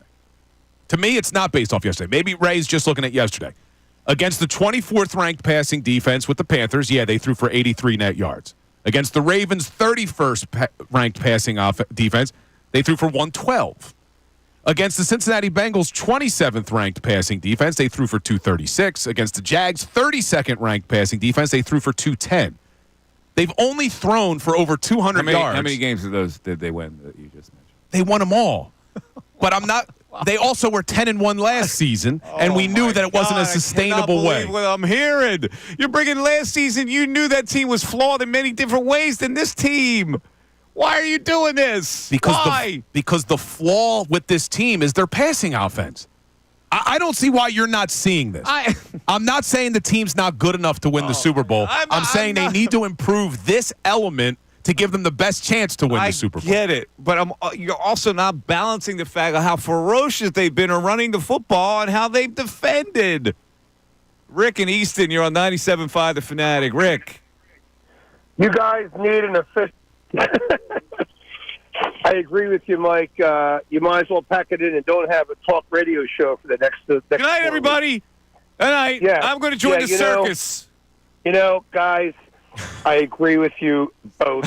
You both bring everything to the table. Put the clown make on, mommy. Woo, woo, woo, woo. Here's the bottom line. Bottom line. This Eagles team is taking the model of the Big Ten success in the 70s and 80s. Defense, running the ball. If you looked at Detroit and Kansas City's wins this year, outside of a couple big blowouts, Detroit and Kansas City have been winning games with the same eye test the Eagles did last year when they were 10-1. The bottom line, guys, is this. Talk radio is great, but sometimes you have paralysis by analysis. Do we want to see Hurts do A.J., Devontae, and Barkley on slants like Brady lived with Edelman, and then Gronk? Yes. The bottom line here is, you want Brett Favre-type quarterback who had 300 touchdown passes and 240 interceptions, but he has 2 rings? Actually, he has 1 ring. Then you do have that. We don't know what's going to happen. That's why it's so beautiful, guys. It's a great show. Mm-hmm. It's great talk radio, but you're not going to have you're not going to both be 100% correct. This season's going to play out. I'm not proclaiming exactly. I'm not proclaiming that I'm going to be correct. I'm proclaiming just ride it, for crying out loud. They've won 9 in a row. No, I hear you, and I agree 100%. But you know what's going to be interesting? Talk radio the next 5 weeks and into February, because this team could win it all, or this team could have problems if they have to have shootout games against Detroit or Kansas City, if Kansas City even gets there. What do you think Detroit and Kansas City talk shows sound like? They're not sounding like us because they're milder. Yeah, they probably are. Kansas City are milder. But to his point about the Lions, why can the Lions have a top 4 rushing offense and a top 4 passing offense? The Lions have skated by in a lot of games. What are they saying in Detroit? Are they lamenting like we lament? You're not answering my question. What? They have a top 4 rushing offense and a top 4 passing more offense. Balanced. Yes. Okay. The Baltimore Ravens, top 2 rushing offense, top 5 passing offense. And that might not mean a hill of beans if they meet. All right? So, again. But the Eagles being number 1 in rushing and 31st in passing, there is such a disparity there that you cannot be one-dimensional in the playoffs. I get it. You can't It doesn't be. mean they're going to be one-dimensional when the playoffs roll around. You're defining it like it's not. It's impossible. They're not going to be able to pass it all. And I go, no, they will. They'll be fine. No, what I'm saying is they need to improve in that area. I'm not declaring that this team's not going to the Super Bowl, but if they continue to have an inept passing offense, then the chances of them going drop significantly. All right. They're too good on the outside with A.J. and Devontae to not utilize those weapons. By the way, the GF chimes in that your shirt is actually periwinkle. What color is that? Periwinkle. It's the color you have on. It's like bluish purple. Purplish blue. Doesn't sound very... periwinkle. You have periwinkle on. Honestly, you know what? Periwinkle. She could be right, but that's a little purple. Periwinkle has a little purple. It's purple. Yours is purple. Unless your eyeballs are like skewed, that's purple. Ray, I'm not seeing purple. Are you seeing purple? The periwinkle might actually He said be purple. Ray came in blue. and said it's more blue. purple. I think you're distracted by my arms. It's kind of a purple. I think what you're distracted by is the arms. No one's. By the way, speaking of arms, did you see they did a Dan Campbell lookalike contest in Detroit? I can't stand it. Well, you could win that. That's what my wife said. Put a hat on. She said you should have entered it. Shave that ridiculous monk's beard. Yeah, somebody said, I don't know what this meant. Somebody commented underneath the video I posted Why yesterday. don't you trim that thing up, man? It looks unsightly. Well, Here you go, stubble look with the bald head. Mike, I posted an instant reaction video on Instagram, and someone said, you look like an Amish Clayton Kershaw. You do. I don't know what that means. It's an Amish beard. What's an Amish Clayton Kershaw, though? Clayton Kershaw, if he was Amish. I don't get. I mean, that was very you don't look anything like self-explanatory. Clayton Kershaw. But get the beard down to the stubble for crying out loud. I'm going to keep growing it until the Eagles lose. Come on, Smith brother. We're going all the way down to the chest. 6320975. Back after this. Fanatic Sports Update. They did win the game. I'm Ray Dunn. This update is brought to you by Popeyes. It's football season in Philly, so you got to have some grub. Popeyes is just the John for any fan of the birds. We're talking wings, baby, so fly to Popeyes, fly and fill up on wings in 7 delicious flavors. The Eagles won their 9th game in a row, tying franchise record with the 22-16 victory over the Panthers. Saquon Barkley broke the team's all-time single-season rushing record in the game. That was the good, the bad. The Birds nearly allowed a touchdown the final minute of the game that would have at least let the Panthers tie it up. And the passing offense once again struggled. A.J. Brown said postgame that passing was the offense's biggest issue, and Jalen Hurts addressed his wide receiver's frustration. It ain't about solving anything. Everybody has a reason to want more. You know, it's a fair desire of being in fullness of what we can be, because we've done it before. Just got to build, got to progress, have to find a way to come together and come in sync as a unit and play complementary ball. Again, they did win the game to get to 11-2 on the season. Elsewhere, Joel Embiid played yesterday as the 76ers beat the Bulls 108-100 behind Embiid's 31 points and 12 rebounds. Flyers lost 4-2 to the Utah Hockey Club last night, and the Juan Soto sweepstakes are over. Soto signed a 15-year, $765 million contract with the New York Mets. This update's also brought to you by PayPal. Get exclusive cashback offers in the app, and with PayPal debit card, stack 5% more in your chosen monthly category on up to $1,000 in purchases. Don't just pay. PayPal. I'm Ray Dunn on the home of the 76ers and the Flyers. 97.5 The Fanatic and 97.5thefanatic.com.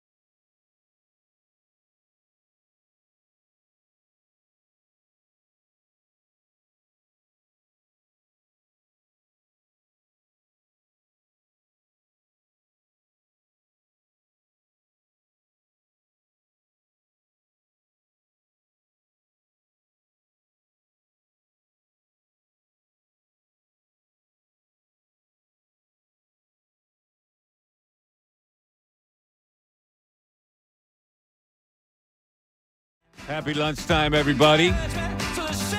Happy misery out there for the people who feel terrible the Eagles didn't cream Carolina Panthers yesterday. 12 o'clock hours brought to us by Service First Heating and Air Conditioning. Get 0% financing for 72 months. $500 rebate when you purchase a complete heating and cooling system from Service First. Learn more at servicefirsthvac.com. To me, the bottom line of yesterday's game is, and listen, we kind of knew that they were going to play down a level. It's natural in the NFL. You play a bad team, you play down a level. Bottom line, they've won 9 in a row now. They have a chance to perform better against a better team next week. And maybe they will. And maybe their passing game will be a lot better. We have no way of predicting this. Instead of falling back on the notion that they're just so inferior when they pass the football and the quarterback's not good enough, and it's going to really cost them when they have to play a big game like the NFC title game. I don't roll there. Bill rolls there. Yeah, but here's the problem. I agree with you that I expected them to play down yesterday. Neither one of us picked them to cover the spread. But it's not just yesterday when you look at the passing game. There is only one team in the NFL with a worse passing offense, and it's the New England Patriots. I mean, the teams that are in the bottom of the NFL in passing. You got the Giants, the Titans, the Bears, the Patriots, and the Philadelphia Eagles. So that's why we're pointing it out. It doesn't mean they're not a good team. It doesn't mean we're not happy that they won the game and they've won 9 in a row.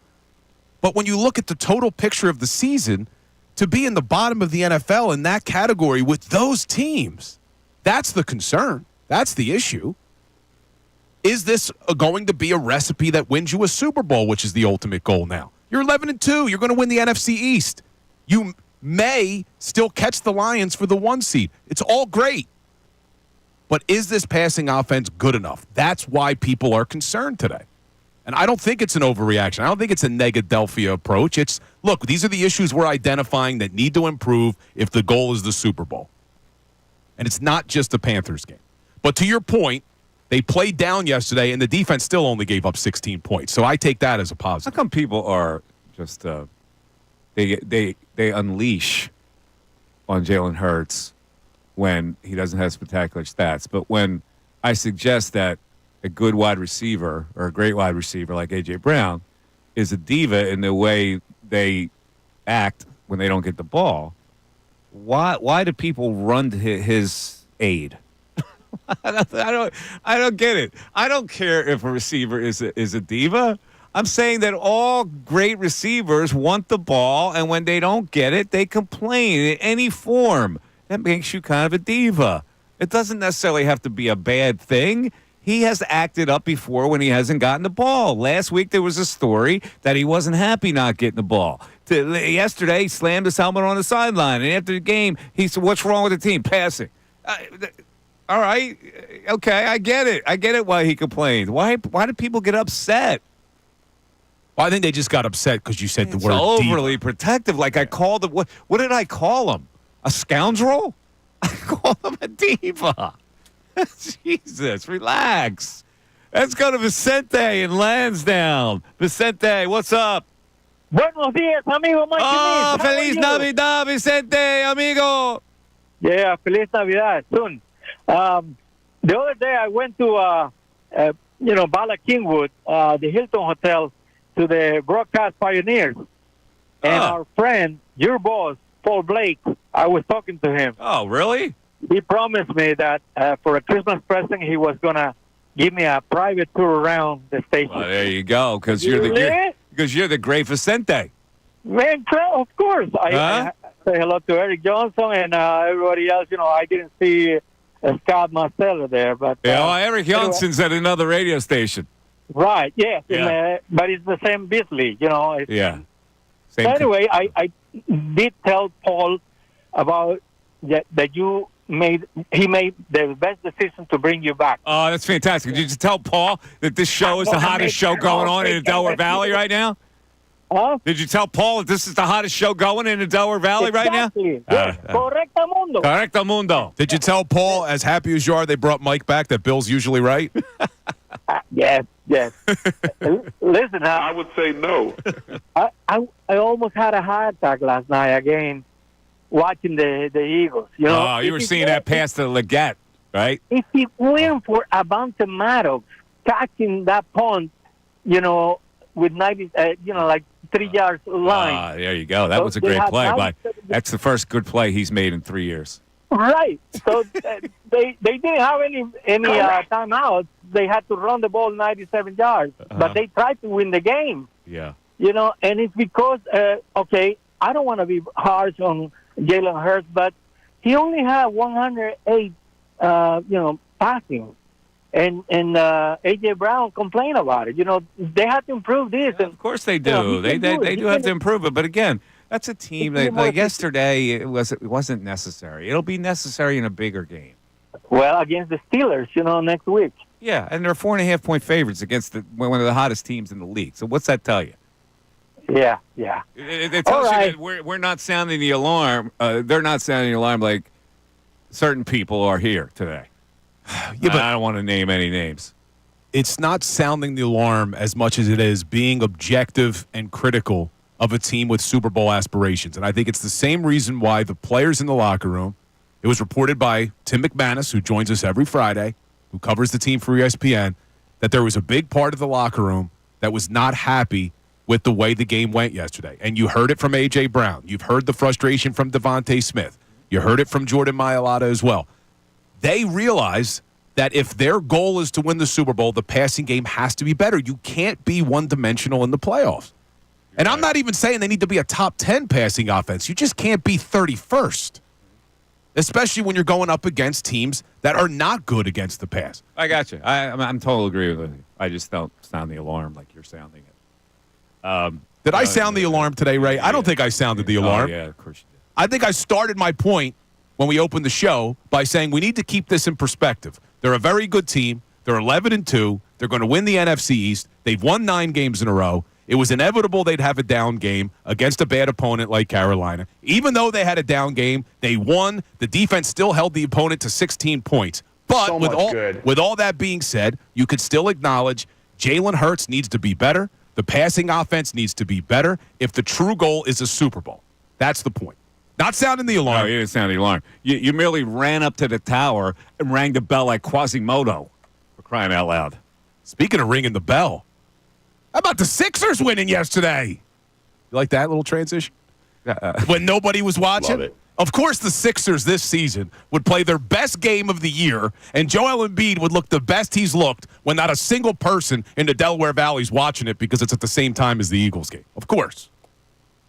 And that'll probably be load managed the next game when there's nothing else going on. They got a couple days between games, right? See, as long as you're in the current events, let me show you how it's done. Avante Maddox made that sliding catch yesterday like Juan Soto now playing for the New York Mets. You see what I did there? Oh. See, I brought a newsworthy item in there.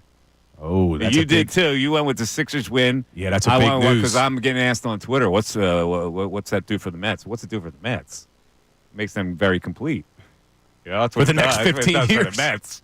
610-632. This is very, very bad. 097. But you want to know their starting lineup? Juan Soto's playing right field. Jose Siri, who they acquired as their starting center fielder. In left field is Brandon Nimmo. You got Mark Vientos with Lindor, Jeff McNeil, and the Polar Bear, with Alvarez as your catcher. And the DH? The DH is, what's his name? All right. Who played right field last year? Marte? Not bad You squad. ever feel like nothing good was ever going to happen to you? Yeah, it's a pretty good lineup. Yeah, we'll see what their pitching staff is. 610-632-0975. Back after this. Philadelphia 76ers.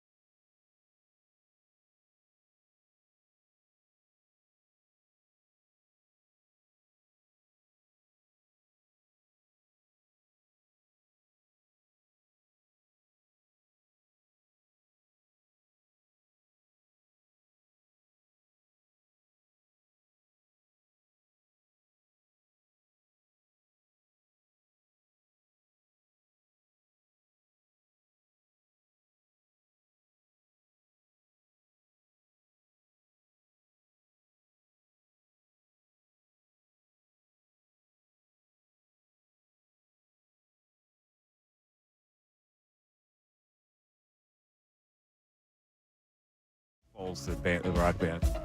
And we also have an inquiry from Ray. Ray wants to implement a new drinking game here from the Mike Missanelli show. Ray, would you like to explain what this is all about? Because I didn't catch this. Normally I catch it. Yeah, I would love if there's any alcohol brand out there that wants to get behind this one. I will take a shot every time Bill says objectively, or if you look at this with objectivity, because every time he's trying to make a point, and it's his way of like just smacking your hand away where you're trying to like stiff arm him with a point. Yeah. He just goes objectively. When you're looking at objectively, this is what you have to think. We're up to, this is, by the way, not an official count. I think I missed 2 early on. We're up to 8. Really? See, I haven't even noticed that. I noticed when Bill says you're not wrong. Well, I haven't noticed the objectively thing. So basically, he is, that's a shot back at me. Because he is insinuating that I don't look at it objectively. I'm a very objective guy. All right. When all I do is look at it fairly and logically. I am very objective. What are we up to now, Ray? That would be 10. That'd be 10. I just would say there might be a day that someone else is sitting here on the board because I can't operate it while consuming, and you're going to know that that's when we got the drinking game approved. Okay. Well, but I will say, hold on, Mike, Ray actually agrees with me today, though. Right? Yeah, and that's the funny thing, because you start the sentence with objectively, and it makes me want to hit you, and then I'm like, you know what? I agree with him. Yeah. But he's bothering me. Yeah. All right. Well, in any event, we'll continue on with that theme. But it occurred to me that we have bypassed one of the great features of the show. Even though it's on a very active day where we're talking Eagles, it's time for the news at noon, Ray. There's a whole lot going on in this world. It's time to catch up. Here's the news at noon. 97.5 The Fanatic and 97.5thefanatic.com. Ray, the news at noon. Give it to us. All right, you alluded to this during around the NFL, everything going on up there in New York. They had the plane flying over with the Mr. Barra, please fix this dumpster fire. A lot of expense, too, to hire one of those planes. Yes. You really got to be a concerned fan. And they decided to ask the most miserable man in New York, Malik Neighbors, his thoughts on this. Take a listen. The game said, Mr. Mara, please fix this dumpster fire. How do you, as a player, what do you make of that? I ain't paid for the plane. Which immediately opens up the thought, why would you answer, I didn't pay for the plane? You had nothing to do for the plane. But he agrees with the plane. Certainly seems like he gets... It sure does. All right, let's go to college football and our many Notre Dame fans around here that have no connection to the school. So many of them are so happy. Yeah, I got to do a post-game show yesterday with one of them that's just thrilled. Yeah. But Marcus Freeman did have his chance to address everything with the matchup with Indiana, and he gave a little bit of a nod to Curt Cignetti, who's got now a little bit of fame and something that you know, at least a phrase you know, saying yourself. I didn't know much about him. I took a minute and Googled him and looked at some of the things he's done in the past at his other places. I mean, he's won everywhere he's been. So he's done a great job. We expect a great opponent. I've just briefly started looking at them. They're a talented team. I hope they get their ass kicked after that. Well, Marcus Freeman, you're going to be ashamed of yourself. You don't know the guy? He's giving a little bit of a nod to when Cignetti said this. Yeah, it's pretty simple. I win. Google me. Google me. Which leads us to the question, who said it better? I'm going to tell you where that comes from. Cignetti was in town when I said Google me. He stole it from me. Google me. Wow. We got a big issue going on here. He was coaching at Temple when I said that.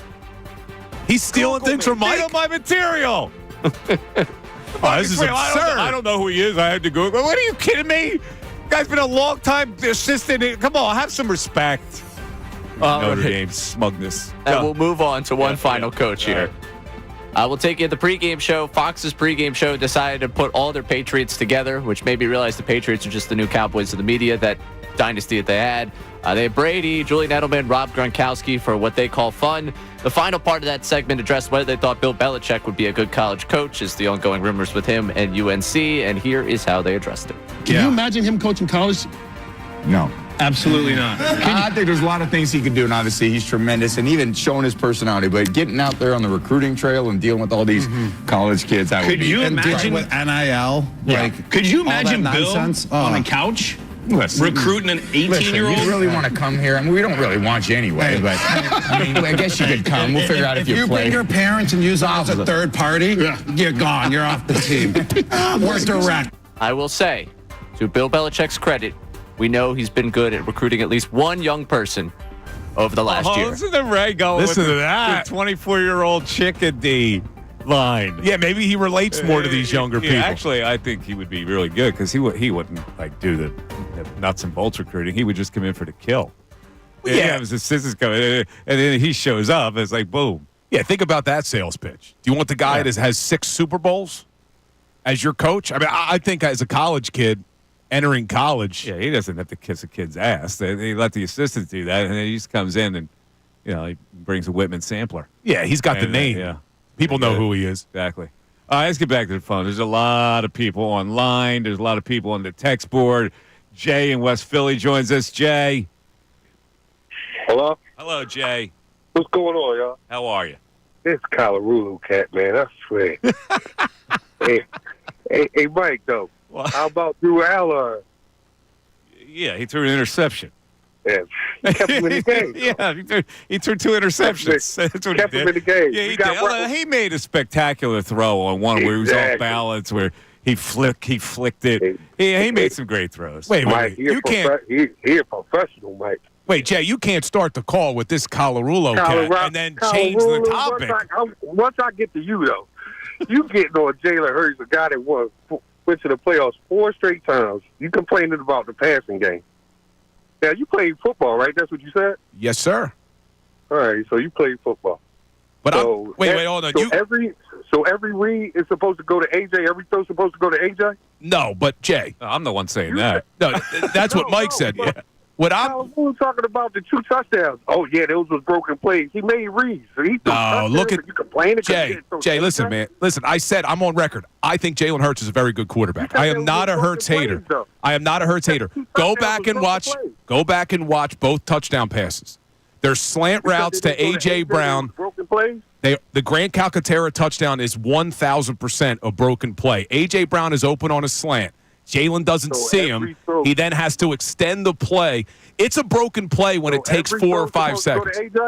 That one was. I don't know where you're going with that. Every throw should go to AJ. I think they ought to target him more. That's a safer play. No, what I think Jay is saying is I'm being critical of Jalen Hurts, but I don't know what the read was. But if you go back and look, and there's a reason why AJ was frustrated on the Calcaterra touchdown. Yeah. He's the primary read. They run a slant. He's wide open. The Devontae Smith one. AJ runs a slant. He's wide open. In both plays, they result in touchdowns. Great. But I guarantee you, when they go into the film room, Serriani and Kellen Moore aren't saying to Jalen, no problem, it was a touchdown. They're saying, why didn't you go to the first read? AJ's wide open. Why didn't you throw the football? And I'm not a Hurts hater, Jay. I'm not. I think he's a good quarterback. But I think he's got it so much in his head that he can't turn the ball over, which is important. But he's become tentative. He's become gunshot. And I just don't want that to hurt this team down the stretch. All righty. Let's take a break. Listen, on the other side, we're going to play A.J. Brown's post-game locker room. And God forbid I call him a diva. It's like, for some reason, I called him Bin Laden.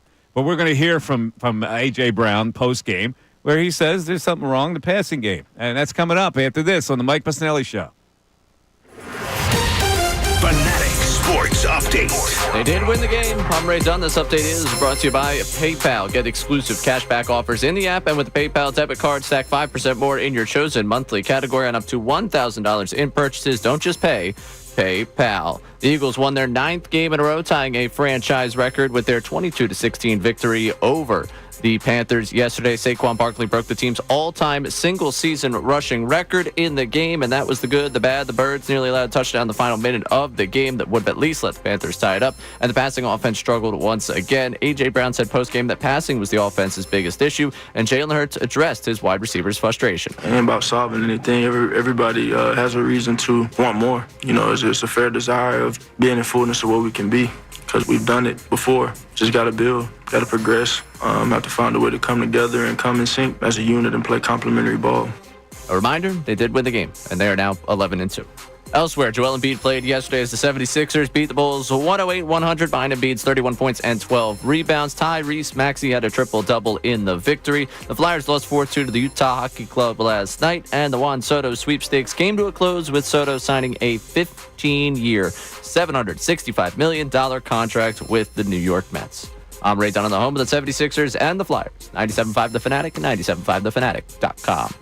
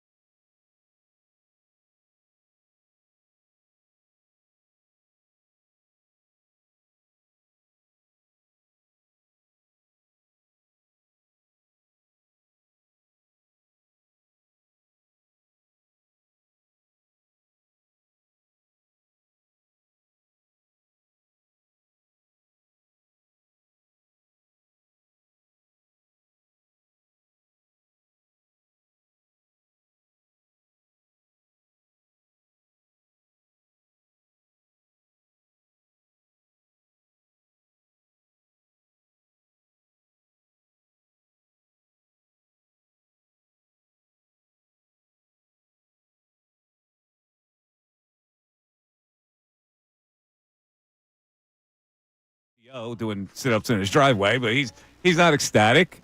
Star players want to shine. If you talk about the snaps per game, how many offensive snaps is an average offensive game, Bill? What, around 50 probably? Probably more than that. Let me see what they did yesterday. So if you're lined up and you're running that many plays on offense and you're only getting targeted a couple times, it's frustrating. You feel like you're wasting your time. Yeah, they ran 56 plays yesterday. All right, there you go. And you got targeted how many times? 4. 4 times. So it's like, what am I doing out here? Use me. And if you watch the video, and I've seen some highlights that have come out after the game yesterday, there are times where Jalen didn't target him where he was open. Now, whether or not he's the primary read on certain plays, we don't know that information, but there are a few where it would certainly look as if A.J. was the first read, and for whatever reason, he just doesn't unload the ball on him. All right, so here was A.J. Brown post-game in the locker room. Offense wasn't good enough. What are some things the offense needs to improve on? Passing. AJ, I know everybody wants to get in a rhythm. And Devontae was acknowledging that. Receivers, just like running backs, want to get in a rhythm. How hard is it as a receiver to get into a rhythm when you guys are only throwing the ball like 20 times? Incredibly tough. It seemed like there was a moment on the sideline when you threw your helmet into the bench. What prompted that reaction? 3 and out. As a leader on this offense, what's kind of your approach this week in changing the result in terms of everyone, and not just you, a lot of the players on offense saying that this was just not up to the offensive standard? Putting our hair down and just going to work, doing the things we're doing and learning and growing. What are the conversations like with Jalen during a game like this when maybe the passing game isn't everything you want it to be? Not too much conversation, honestly. I don't know. All right, first of all, I wish they could lower the music for our show, for crying out loud, so we can hear the answers clearer. But he's terse, right? Would that be the right word, terse? If I knew what it meant, sure. Right? You know what terse means? Terse responses. Those responses are quite terse. That's how you use that in a sentence. They are terse. Being brief and to the point, concise. See, I would have thought terse meant like... You just had to look that up? Yeah, I thought it would have meant like, snappy or, disgruntled. Right, at 1,500 SAT scores, just blanching. Did you know that meant? No, not a chance. See, right? Didn't know either. You didn't know what terse meant either? No. You use these I don't know what words. the hell's going on here? But in any event, he's not happy. All right? That's what terse means. Kind of, sniffing this answer through like a frown or whatever. Okay, is that diva behavior? To an extent, it is. But it's not, like, bad. He wants the ball more. And if I'm the coaching staff, I make it priority A to get him the freaking ball more because he's a 1 or 1A most valuable offensive player. Now, I don't have a problem, and I've seen on social media there are people who had a problem with that response from A.J. Brown. And like you just said, is it a little bit of diva behavior? Maybe. I don't see it that way. I see it as a guy... Throwing your helmet. What is that? That's not diva behavior? Well, throwing the helmet may be, but the response in the locker room when he's asked what you need to work on, and he says passing, I think that's clear to anyone who's watched the games over the last few not weeks. to be a diva, but he's doing it passive-aggressively. I mean, I don't know how he's being passive-aggressive. What do you need to work on? Passing. Aggressively. He's passing. Yeah, but that's the aggressive part. That's passive. The aggressive part of it, damn it, the quarterback's not getting me the ball, and they're not scheming me the right way. That's the aggressive, which he didn't say. He said the passive. Yeah, they got to work on the passing. But it's also like Captain Obvious here. I mean, you threw 83 net yards. You threw 112 last week, 167 the week before. You're 31st in the NFL. So was it that revolutionary for him to say we got to work on our passing game? I think it's obvious. I think anybody who watches this team would say, yeah, you got to fix the passing game. But, dude, it's a complaint, and you know it. He's complaining. That's a complaint. Brian in the Northeast. Let's go to Brian. Brian, you're on 97.5 The Fanatic. Hey, what's going on? What's up, Brian? What I think's happening? I think the Eagles are doing like a Rocky when he went in right-handed. And then they're going to switch lefty, and they're going to start throwing. Again, they're going to play a better team next week, so we'll see. They're a good team. All right, you can't judge them by yesterday's game because all teams go through those lackluster ones. What I'm excited about, that's a game that the Eagles typically lose. right? Like a game they're supposed to win. Not really. Not with this team. No, not with this team. That's why I'm excited. Yeah. That's why I'm So, excited. yeah, I get you. But let's also not look. I'm happy they won the game, but he catches that pass, they do lose. No, that's why Carolina's going to Carolina. They also had a freaking delay a game on that drive. Like, what are you kidding me? Bad teams do that. Bad teams don't catch the ball, and bad teams get a delay a game. All right, go ahead. What else you got? I gotta be with my man Coon Dog with Notre Dame. Well, of course. You're an Irish kid from the Northeast, right? Do you have a leprechaun tattoo on your calf? I personally know 6 guys with a Notre Dame tattoo. Well, of course. Of course. Like, what, is this a big revelation to me? An Irish kid from the Northeast, you got a leprechaun on you? How much more connected can you get than a tattoo? That's what I'm saying. Do you have one? Do I personally have one? No. Oh, okay. But you got friends that, it's standard equipment. I was in 3 weddings where guys had a Notre Dame tattoo. Of course they do. I've seen a million of them myself. Yeah. So, Now you're saying that I love that you Notre Dame people. You already got them beating Penn State in the Final Four. Yeah. Right? Without the fact that they have to beat Indiana, who's loaded for bear against them because they're peeved that Notre Dame gets more respect. And then after that, they got to beat who do they have to beat after that? Georgia. Before they get to the Final Four. And you Notre Dame people with your leprechaun tattoos are all itchy that they're going to beat Penn State in the Final Four. They're going to do it with the green jerseys. That's how they're going to be wearing their green. So they're going to beat Indiana, Georgia, and Penn State right in a row. Yes. All right. I'll tell you what I'll do. I'll take $1,000 on that right now. Well, how about this? We could do that, but when they win, we need you to come with me and Coon Dog down to Frankfurt and Tottenham. Oh, I'll definitely do that. I ain't getting a leprechaun tattoo though. That's where I was going with it. Yeah, leprechaun tattoo on your calf would look nice. That would look really nice. They're not doing that. That's why we need it though. We need the semifinals between the Delaware Valley. The tension around here would be incredible. Just for that. If it's Penn State, Notre Dame, yes. An Irish kid from the Northeast.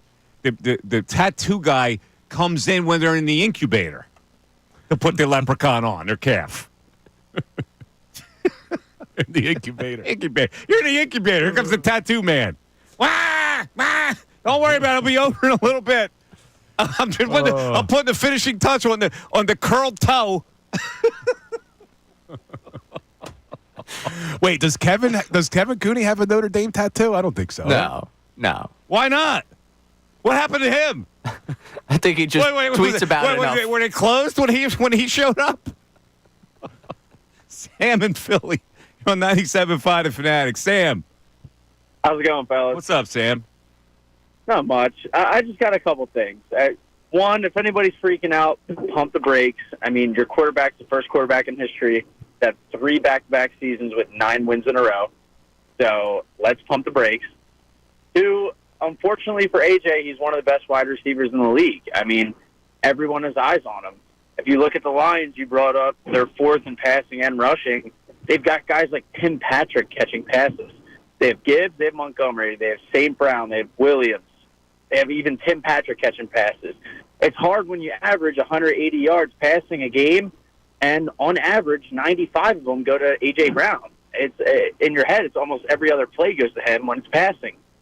We need more weapons. Like, we watched Dotson on the Commanders do well against us. We pick up Dotson, he isn't really a weapon anymore. Yeah, he didn't really do well in the Commanders either. So I don't know what you're looking at. But A.J. Brown got 4 targets yesterday. 4.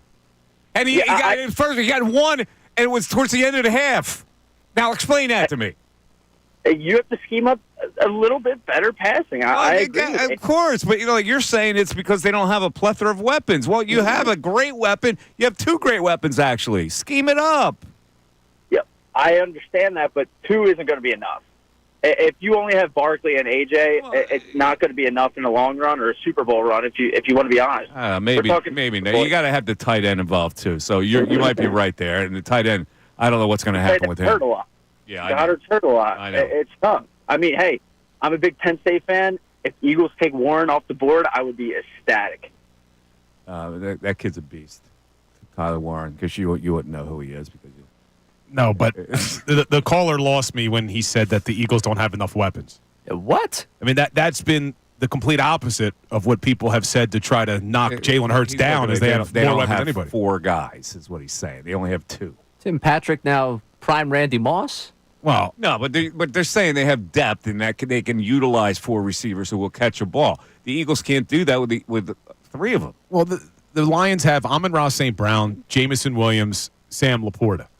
The Eagles have A.J. Brown, Devontae Smith, and they had Dallas Goedert, but he's hurt. But they also employed 2 other receivers in there, Detroit.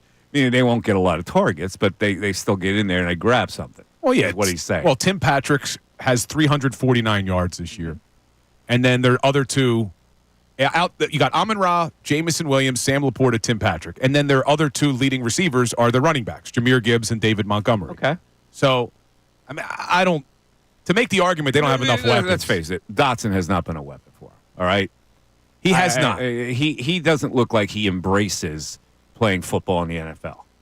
I hate to say that about a Penn Stater, but he just kind of – it looks to me like he just goes through motions, that guy. Yeah, he hasn't been a great addition. We all loved the trade when it happened, but it looks like maybe it wasn't a great trade by Howie.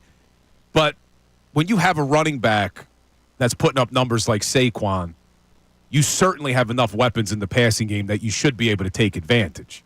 That's my point. If teams are going to be loading the box to try to take away Saquon, are we really making the argument they don't have enough weapons on the outside? Like, you got A.J. and Devontae Smith.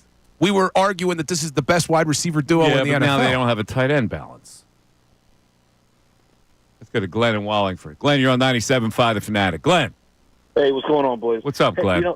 I kind of agree with you, Mike, as far as, people got to pump the brakes. But, when you look at the stats, right, obviously they're the top rushing and towards at the bottom for passing, right? At the end of the day, a lot of these other teams that are way ahead of them, they're passing because they're behind in a lot of games. Now, Detroit's the opposite, right? Detroit's probably the other team where you kind of look at they're blowing a lot of teams out so they can continue to run the ball. But I will say, how many games have Devontae and AJ played together, right? I mean, they've missed probably half the games where either one of them are out of the lineup, right? They've maybe played 7 games together this year, and then you throw Goddard in the mix with him missing games. So they really haven't had the full complement for at least half the season. So, listen, of course he's missing some players downfield, right? I mean, I saw some of the Dan Orlovsky stuff, and he maps it out. So he's got to get better there. So, but listen, at the end of the day, this team's got a lot of skill players, and he's going to have to do better at the end of the day. But we got there's no question. But here's the thing: Detroit is strictly drop back situation, right? He's going to throw the ball. Now, a lot of plays the Eagles are going to run. There's a run pass option maybe for Hurts. It's a QB carry. So that may skew the passing attack where you look at Goff and you're not going to run any of those run pass option quarterback carries. Correct. Yeah, and and the other thing too is like a lot of times I do think that sometimes his height, because this is the first time where he's played a little bit more under center. And so a lot of times, I think his height does kind of get in the way of what he actually sees down the field sometimes. So I don't. Maybe I'm wrong. Maybe I'm reading a little bit too much. So we're going to see. My only thing is, Bill might be right. They might be inadequate in the passing game, which is going to prevent them from getting to the big game, or and then losing in the NFC title game. Maybe that's happened. What I'm saying is, not now. Like, I can't look at it now and go, oh, my God, they threw for 83 yards against the Carolina Panthers. Everything's, all is lost. I can't be that. I agree. And Bill, you may not be like, the sky is falling, but I think that a lot of the people in the Delaware River Valley definitely seem to have your opinion over the last 12 hours or so. But, yeah, I'm not there. So we'll see. For Bill, it's like debris from a windowsill falling, not the total sky, just a little debris. No, I just look at a team that has Super Bowl aspirations, and you say, all right, what are the areas they need to work on the next 5 weeks? And when you look at those areas, you're not going to say they need to improve the rushing attack. No way. They're the number 1 rushing offense in the league. You're not going to look at the defense. The defense has been great. But what you're going to say is the passing offense has to improve down the stretch. The first quarter points, the slow starts, are an issue. The Eagles, in a lot of ways, have been lucky that in the first quarter, games haven't gotten completely out of hand. Because when you're only scoring 17 points over 13 games, a good team, they put up 21 points in the first quarter. You're in trouble. I got you. Now, is the Eagle defense going to allow somebody to score 21 points in the first quarter? Well, that's been helping them. You're right. Of course, you got to balance it with that. The defense has certainly helped them. But I just get concerned about that passing offense. But here's why I'm bringing it up. Not that the sky is falling, because I think they're good enough to improve in that area. See, if Jalen Hurts was simply a game manager and he wasn't a very good quarterback and they didn't have good wide receivers, then I would say, okay, this is the way they have to win football games because they don't have the weapons in the passing game to succeed. That's not the case with this team. This team is certainly capable of winning games through the air. That's why I want to see them improve on it, because they can. If it was something they couldn't do, then we wouldn't be talking about it. But all right, figure out ways to win without the passing game. But when you got Hurts and AJ and Devontae, and hopefully Dallas comes back for the playoffs, there's no reason why the passing game should be 31st in the league. Let me ask you this. Would you trade Jalen Hurts for Bryce Young? No. Okay. I just want to check it. Now, did you hear the announcer say that Bryce Young was born at Lankenau Hospital? I did. Right down the street. Yeah. Mm-hmm. What's that about, Ray? What's the backstory on that? Well, he moved, right? He moved to California. Their family is from here? Yeah, he still has family out here. I think his Really? grandmother still lives in the So area. his parents were in this area when he was born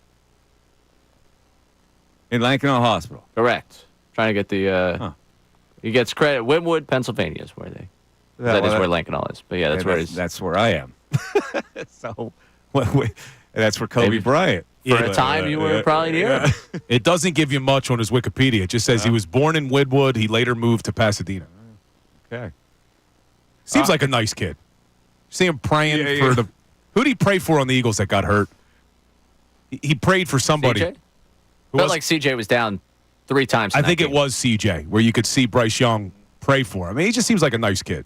CJ also went out because he just lowered his head and went flying into Zach Bond, and then within his second or third play coming back into the game, did the exact same thing. Mark Sanchez, we had to have Mark Sanchez yesterday, and I envisioned a meeting of the honchos where they're divvying out the assignments, and they go, all right, you got Carolina. That's Sanchez, right? Yeah. Okay. Did you see what he did, Sanchez? Carolina game. Did you notice? Why? What did he do? The bun was gone. Oh, he cut the bun Got a off? nice little haircut. He probably heard us talking about it on his way out of town last time. Really? He probably did. I got to give Sanchez credit, though. He made fun of himself with the butt fumble. Yeah. I do give him props. Who was his partner? Who was the play-by-play guy? Adam Amin. Oh, is it Adam Amin? Yeah, Adam's like, I haven't brought it up. All right, let's divvy out the assignments. We got the Panther, Sanchez. All right, then let's move on. I'm sorry, man. Let's go to Michael and Yardley. Michael, you're on 97.5 The Fanatic. Michael. Good day, guys. Bill, that guy, that caller earlier, he had no clue what he was talking about. I know exactly what plays you were talking about, and Jalen Hurts needs to let the ball go. He needs to let the ball go. There were a couple plays. They ran China. China's a simple route combination. You got the inside receiver doing like a sail, a corner route. You got the 2 furthest outside receivers doing in cuts. A.J. Brown's open. A.J. Brown was open on that touchdown play to Smith, and we know this because that's exactly where Jalen looked first. That's the easier throw to throw, the inside breaking route. That's closer to the quarterback is the easier throw. He took the harder throw, throwing it to Smith, than the easier throw. And on the Calcaterra touchdown, again, he looks left first. He's looking right at A.J. A.J. is your star receiver. Not star because he's the best one on the team. Star as best in the league. Get him the ball. Get him the ball. It's so frustrating because, yeah, we won the game. But we don't want to be saying at the end of these games, at least we won. We're past that. All of our talks should be on the NFC Championship game and the Super Bowl. And if our talks and if our expectations are there, we need to expect more out of our passing game from our franchise quarterback. Yep. I agree. I'm with Michael on this one. I agree. I totally agree. So you get no argument from me. He's got to. I would love to see him be better and be more assertive and deliver the ball down the field. What I'm saying is, I am not going to buy into because he didn't do that yesterday or maybe the game before when they won. That all of a sudden it's going to be a meltdown when they play Detroit in the NFC title game. Of course, yeah, it's not going to be a meltdown, but I think that's when the coaches need to just step in and convince him that we're not going to be mad if you turn the ball over once or twice. All mistakes are on us today. I just want you to go out there and play free. And you could tell early in the games they try to give him easier throws. It's not like these throws are complicated throws they try to give him early on. It's just that he's a slow starter. Yeah. Well, there you go. Thanks for the call. I get it. So, Bill, you had talked, and we're going to do this in the 1 o'clock hour. Did Jalen Hurts walk off the podium yesterday? I think he did. When I was listening to the post-game press conference, you hear the guy for the Eagles media say 2 more questions. All right, what was the questioning that would make him walk off? What was it? They were asking about the passing game. He said they need to have better synchronization. Synchronization. Then he was asked, should it be this way this late in the season? He says no. They follow up, well, why is it that way? He said, I said no. And then you hear... That was the end? Well, then you hear 2 more questions. And then the next question starts, and he walks out. All right, so we'll try to track that down with some sound, especially the synchronization. And we should accompany that by playing a police song, right? Sting, Synchronicity. That'll work for us, right? In the 1 o'clock hour, we'll get to it. 1 o'clock hour is coming your way on Mike Missanelli Show with more Jalen Hurts comments on his post-game press conference as it is. Fanatic Sports Update. They did win the game. I'm Ray Dunn. This update is brought to you by AAA Car Care. Save up to $30 on auto repair with their AAA Triple Play only at AAA Car Care Centers. Offer valid through December 31st. Details at AAA.com/mycar. The Eagles won their 9th game in a row, tying a franchise record with a 22-16 victory over the Panthers. Saquon Barkley broke the team's all-time single-season rushing record in the game. That was the good, the bad. The Birds nearly allowed a touchdown in the final minute of the game that would have at least let the Panthers tie the game up. And the passing offense once again struggled. A.J. Brown said post-game that passing was the offense's biggest issue, and Jalen Hurts addressed his wide receivers' frustration. It ain't about solving anything. Everybody has a reason to want more. You know, it's a fair desire of being in fullness of what we can be, because we've done it before. Just got to build, got to progress, have to find a way to come together and come in sync as a unit and play complementary ball. Again, they did win the game to get to 11-2 on the season. Elsewhere, Joel Embiid played yesterday as the 76ers beat the Bulls 108-100 behind Embiid's 31 points and 12 rebounds. Tyrese Maxey had a triple-double in the victory for the 76ers, winners of 4 of 5. Flyers lost 4-2 to the Utah Hockey Club last night. And the Juan Soto sweepstakes came to a close, with Soto signing a 15-year, $765 million contract with the New York Mets. I'm Ray Dunn, the home of the 76ers and the Flyers. 97.5 The Fanatic and 97.5thefanatic.com.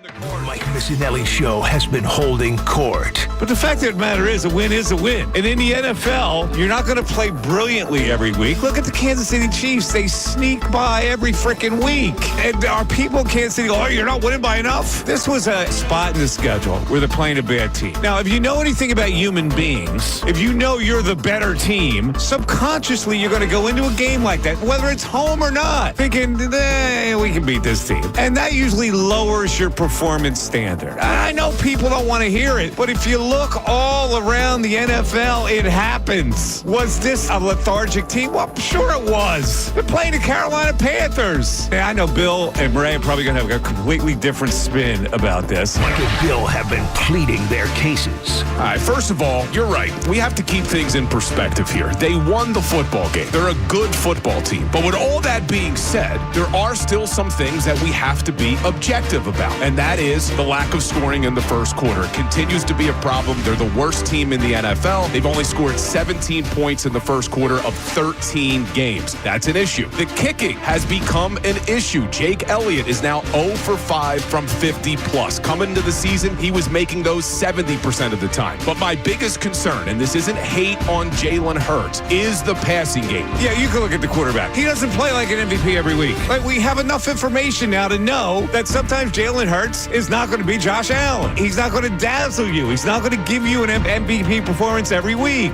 It happens in the NFL. It's like, oh, they won the game. They won the game. The Mike Missanelli Show holding court is brought to you by Grunko Law, your law firm when you need help because of an injury. We treat every case like it's Dallas week. Pray for peace, prepare for trial. Now back to Mike Missanelli on 97.5 The Fanatic and 97.5thefanatic.com. 1 o'clock hour of the Mike Missanelli Show, and it is brought to us, of course, by Ferguson HVAC. Lyon Conklin. If you're an HVAC contractor, your equipment, parts, and supplies for every heating and cooling job are available at Ferguson's counter locations. They're in Ben Salem, King of Prussia, Pennsauken, or Westchester. All right, so based on that holding court argument, the Eagles have established themselves with an ID as a running team with some timely passes. And yesterday, they played a team that is lackluster. They were a 2-touchdown favorite against Carolina Panthers by game time. Don't you think that gets to the locker room? So their performance is going to be measured accordingly. Now, the question is, the one that Bill has established, that their passing game is a little feeble right now. I don't disagree with that.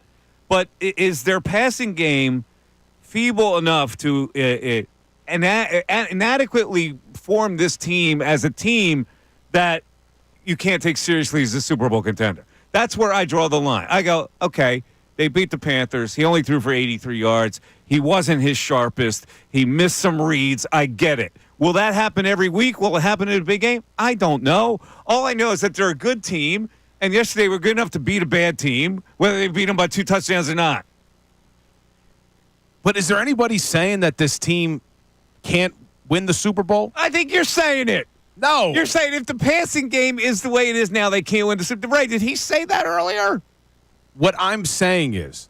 Yes, Ray's shaking his head. He's not verbalizing. But well, I was letting him get to try and defend him on this one. What he's saying is that an offense like this, it follows the sustainability conversation last week. I don't think that Bill believes that you could be this run-dependent and win a Super Bowl.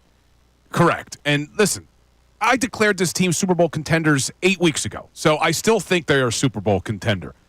I'm frustrated with the passing offense when you have the talent that this team has, and that includes Jalen Hurts.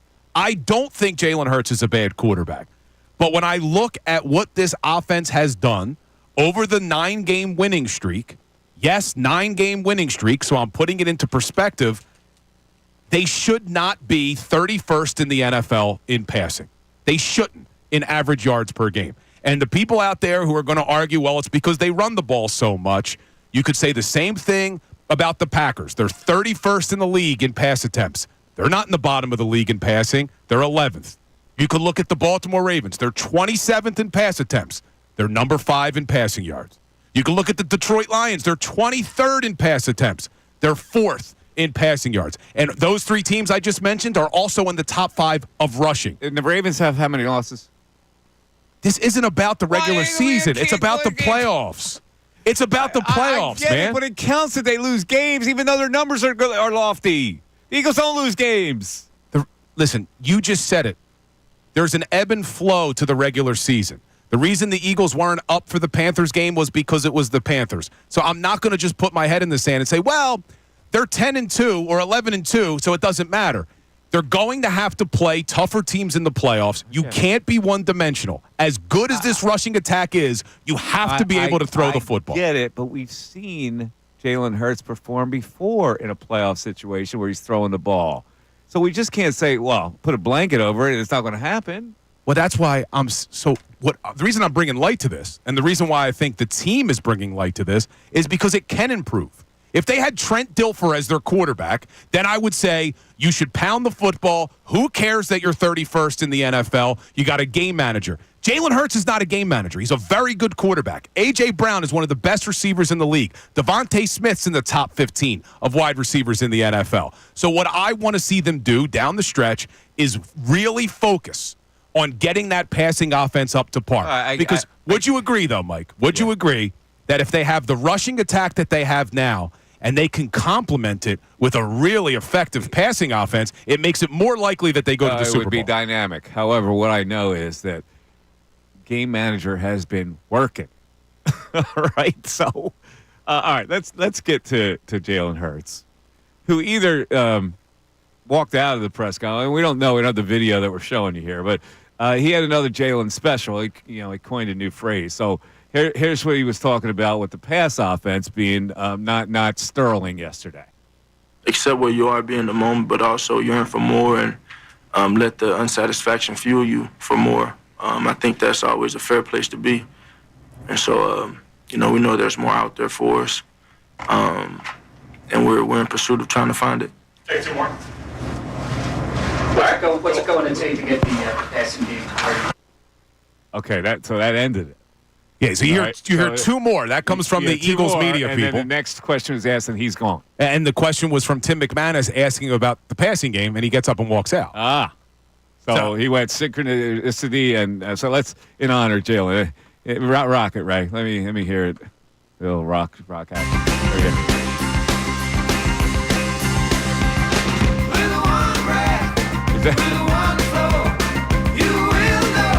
Synchronicity. All right, Jalen. The things that make Mike happy. The things that make him happy, this Ray. is the way my brain works. He said synchronize, and I thought about synchronicity by the Police. And now you're giddy. And so we had to play it. Because that's old Sting. Yeah, you do love your music, too. I had that album. But do we have the well, no, we played that already. Did you even know that Sting was the lead singer of a band? Or I did know you just know him as Sting? No, I knew he was the Police. You did? Of course. All right. So there you go. Well, let's get to the text board. The texts have been coming in like Ray can't keep up. No, he can't. All right, Ray. So what are the people saying here on the text board? Well, this is kind of the world that I think you want us to not allow today by getting on the passing game. That's fair. Because it opens up the door for people like this. Chris in Allentown. Jalen Hurts' game makes me sick. He can't read a blitz. He hasn't thrown in rhythm since 22. With a run game like that, we should be throwing the ball with ease. Jalen will be the reason we don't make the Super Bowl. See, now that's over the top. I agree with you. That's just over the top nonsense. It is over the top. And that's why I keep prefacing when I talk about the passing game saying that I do believe in Jalen Hurts. I do think that he's an extremely good quarterback. We saw what he could do in the biggest game of his career 2 years ago in the Super Bowl when he outdueled Patrick Mahomes in the passing game. But it needs to be better. And I think Jalen Hurts would be the first to tell you it needs to be better. And that's the only reason I'm bringing it to light today is because I want to see them work on it before the playoffs because I don't want this passing game's lack of ability to be the reason they lose in the playoffs. Not saying it will, but I don't want that to be the reason. I got you. We still have to hear from Nick Serriani, which we will hear in a little bit on his views on this game and how he takes up for his team and all that kind of stuff. And also, for you Penn State fans listening out there, this is just a quick aside, but I'm going to give you some prices if you're thinking of going up there. Yeah, Because Kincade say, Mike, you going up to the game? No, I have no interest in going up to the game. The playoff game's going to be home, but I know a lot of Penn Staters will go up to the game. And I just want to let you know what kind of price you're in store for. That's coming up after this. Kincade and Salciunas. Listen weekday mornings 6 to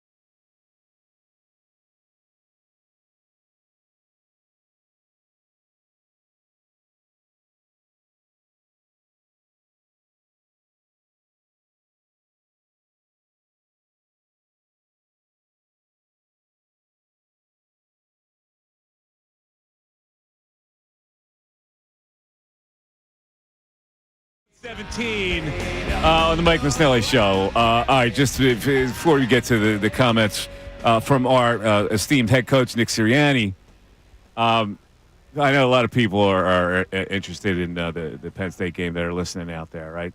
So, first of all, you should know that when you get a hotel there, it's a 2-night minimum. So the price for, I'll give you just 2 hotels, Spring Hill Suites, which is by Marriott, which is a lower-end hotel that they have, and also Fairfield Inn and Suites, which is the lower end that the big companies put out there, right? Yeah, so assuming there's no playoff game, what would that be? Like $100 a night, maybe? $200 at the most, $150 maybe. All right, so at the Spring Hill Suites, now this is 2-night minimum, $1,668. Oh my God! You want to add that up? That's like over $3,300 for 2 nights, or almost $3,500. Excuse me, for 2 nights. Now you want a ticket? Reasonable. Hold on, does the hotel come with a continental breakfast with $3,500 a month? I'm sure they have a continental breakfast there for 2 at nights? the Spring Hill Suites. All right, now the tickets. If you want a 40-yard line ticket, it's going to cost you $500 to $700. If you want an end zone ticket, lower level end zone ticket, $331. Very reasonable, right? That's a decent price, don't you think? Yeah, but when you factor it all in, factor it all up, you're talking about $4,000. You got the gas, you got the food, you got the whatever. Maybe a $5,000 trip. Could be a $5,000 trip to see them win. It's a noon game, so you have to check in on Friday night, which means you got to stay Saturday. Well, you don't have to stay, but you're going to be charged for a 2-night minimum. And this is their only potential home game, right? Because if they win, they got to go to Boise State. This is the last game of the year. They go. The game is the Fiesta Bowl. I think is their the next game. So the quarterfinals is neutral site. Yeah, got it.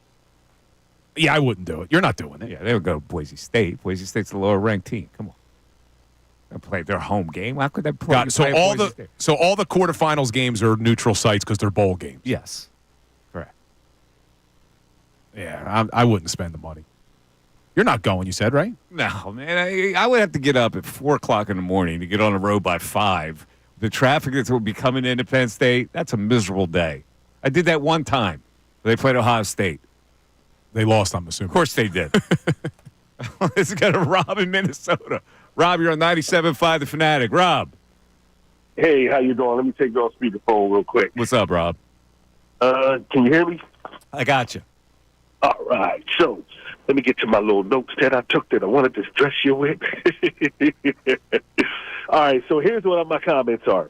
Basically, first of all, it was a caller who called up about the AJ end zone touchdown thing. To be realistic, if you watch that replay, A.J. Brown would have had his head knocked off his neck if he had caught that ball, if he'd have threw that ball. He actually did make the right choice by going to Devontae.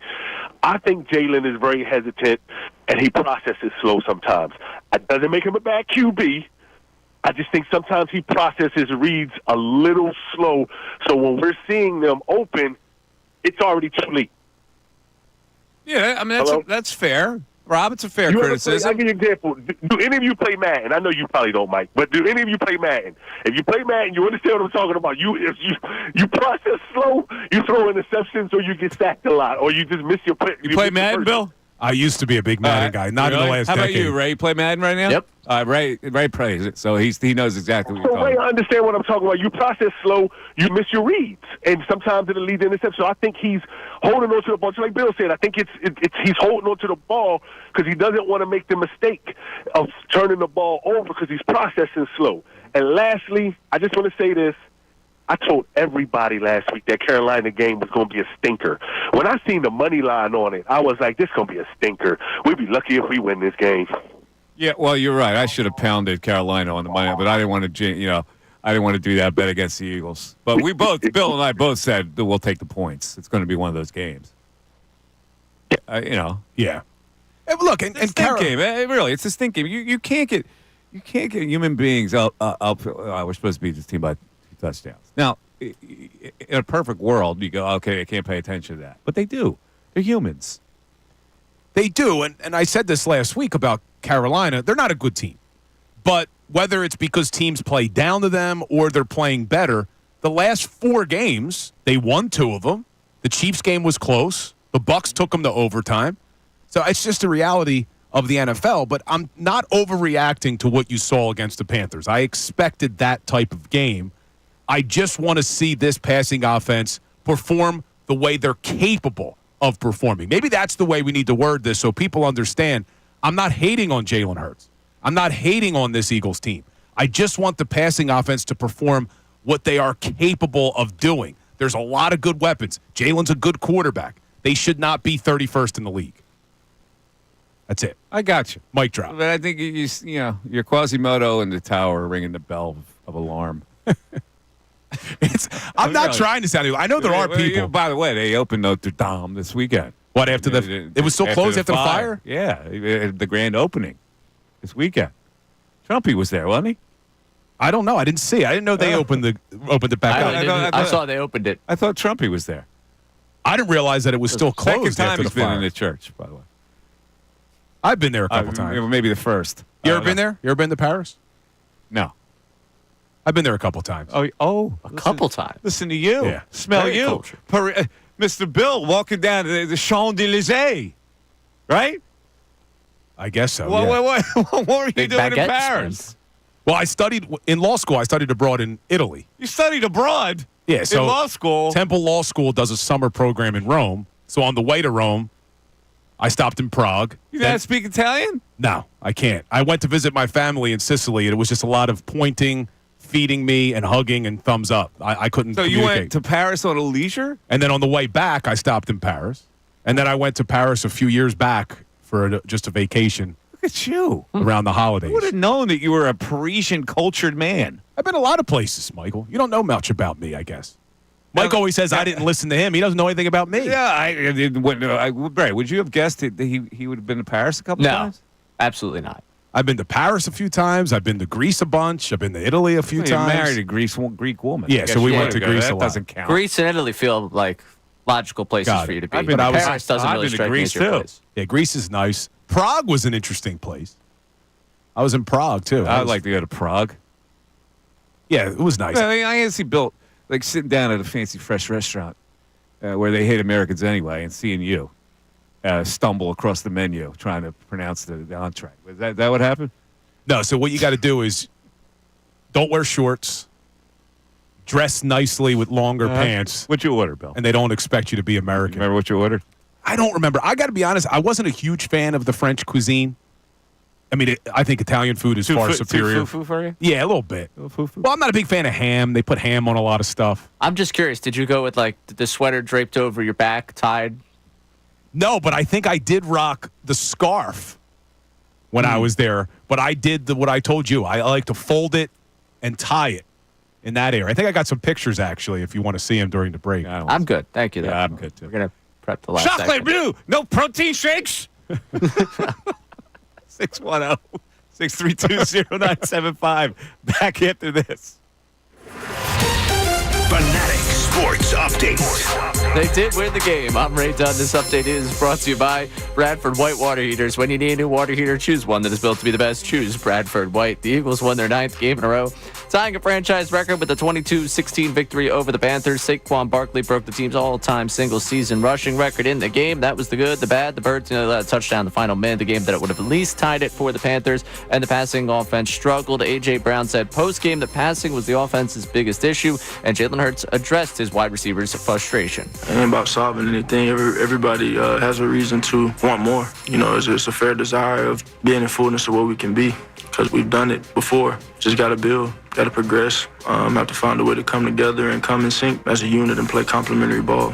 Again, they did win the game, and they're now 11-2 on the season. Elsewhere, Joel Embiid played yesterday as the 76ers beat the Bulls 108-100, behind Embiid's 31 points and 12 rebounds. Tyrese Maxey had a triple-double in the victory as well. Flyers lost 4-2 to the Utah Hockey Club last night, and the Juan Soto sweepstakes came to a close with Soto signing a 15-year, $765 million contract with the New York Mets. This update's also brought to you by Ace Hardware Home Services. Got a leaky pipe, having issues with your heat? At Ace Hardware Home Services, they're around the block with everything you need to fix it. They've got the pros to keep your home humming all year long. Ace Hardware Home Services. I'm Ray Dunn, the home of the 76ers and the Flyers. 97.5 The Fanatic and 97.5thefanatic.com.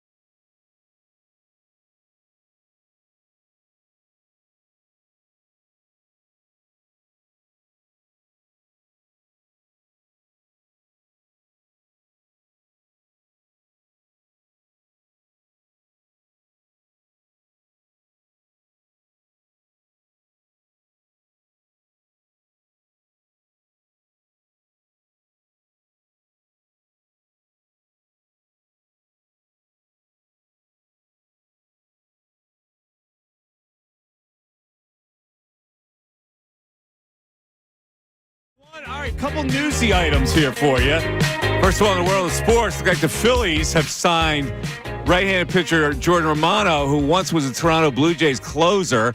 He's also a Canadian, hard-throwing, big right-hander. So that's probably a pretty good signing. I don't know how much they signed it for, Ray. We have a number on that? $7.75 million. Oh, that's cheap. $7.75 million. That's less than what Hoffman's going to get. That elbow just better be all good. Yeah, he was hurt last year. So I think that's a pretty valid signing for them. Is Estevez still under contract, Ray? No. No, so I would imagine this is a signaling of one of the two not being back, if not both. Yeah, they look at Romano as a closer, I guess. I don't know. Maybe they're still at their closer and Romano replaces Hoffman.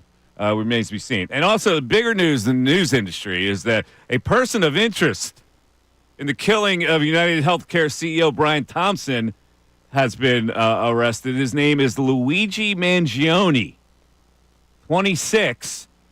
He was taken into custody Monday morning. He was at a McDonald's in Altoona, PA. We don't know what his order was. Maybe it was egg McMuffin. Maybe he doesn't like eggs. I don't know. But they're identifying him as a person of interest. He was a former prep school valedictorian at the Gilman School in Baltimore, where tuition is $40,000 a year. And he has been subscribed to anti-capitalist and climate change causes. Oh, he's one of those libs. In addition to that, he's showing that he despises the healthcare industry, and he has liked quotes in his Goodreads website, ranging from Socrates to Bruce Lee to wacky Ted Kaczynski, the infamous Unabomber. Jeez, and they found a manifesto on him, right? The story does not say that, but it also says that he aspired to be an Ivy Leaguer. We don't know that he did at the time of his graduation at the Gilman School. He said he planned to seek a degree in artificial intelligence focused on the areas of computer science and cognitive science at the University of Pennsylvania. So we don't know if he was actually a student there in the past. He's 26 years old, so he's out of college age. All right, we'll keep following it. Crazy story, though. Yeah. All right, let's go to Elijah in Mount Airy. Elijah, you're on 97.5 The Fanatic. Elijah. Hey, how y'all doing? What's up, Elijah? Hey, I just wanted to talk on this because this has been going on for a couple games now. I feel like both of y'all are kind of right. I do think that Jalen Hurts, the passing game is looking bad. But I think it's all because Jalen Hurts is trying to be safe with the ball. I realized during the games, whenever we needed big passes, he made them. But he's being risk-free with the football because everybody complained about the turnovers. Yeah, I think you're right about that. I think he's been really gun-shy on throwing the ball for grabs. I agree. But even in the pocket, whenever he sends pressure, he starts to move. But I think that comes from the fumble. So he don't want to try to make the pass through the contact and get hit and then turn the ball over. But I'm not worried at all because, like I said, every single time we needed the pass, not every time, of course, but when we needed a big pass, he made it. Yeah. And he made some tight window throws and things of that nature often. So it's like in the playoffs come when we got to get the passing game going, I have all the confidence that the passing game will get going. Yeah, I agree. I don't think he's just going to forget, and I don't think they're going to forget about scheming passes. They have to. So, I'm not going to bail out at this point. I don't think it's a need to, but I think the kicker is a real problem. Yeah, I don't know if he's more concerned about the pass and the kicker. I can't agree with that. You can't. Now you got them to shape your play calls to avoid 50-plus yard field goals, where you never had to do that before. No, I mean, and they did it yesterday when Serriani decided to punt and pin him deep, which turned out to be the right call. Let's hear your boy, because he did comment on that. Nick Sirianni won Ray for not kicking the field goal. He punted it there, and he kind of, like as he usually does, has his players back. Yeah, win was a little bit more than people think there. We hit those 2 backed-up punts last week against Baltimore, and we did a great job of putting them backed up. Almost got a safety. Bryce Young got out of there. I thought Bryce Young did some good things. Yeah, ended up getting out of there, but it was more about the win being a little bit more than I think that was understood. I don't know about that with the wind. Come on now. So go back on this because let's say you didn't have the issues with Jake Elliott. it still would have been a 54-yarder in a 6-point game on a 4th and 8 at the Carolina 36. You would go on for it. I don't know if you're kicking a field goal there, are you? You would have gone for it?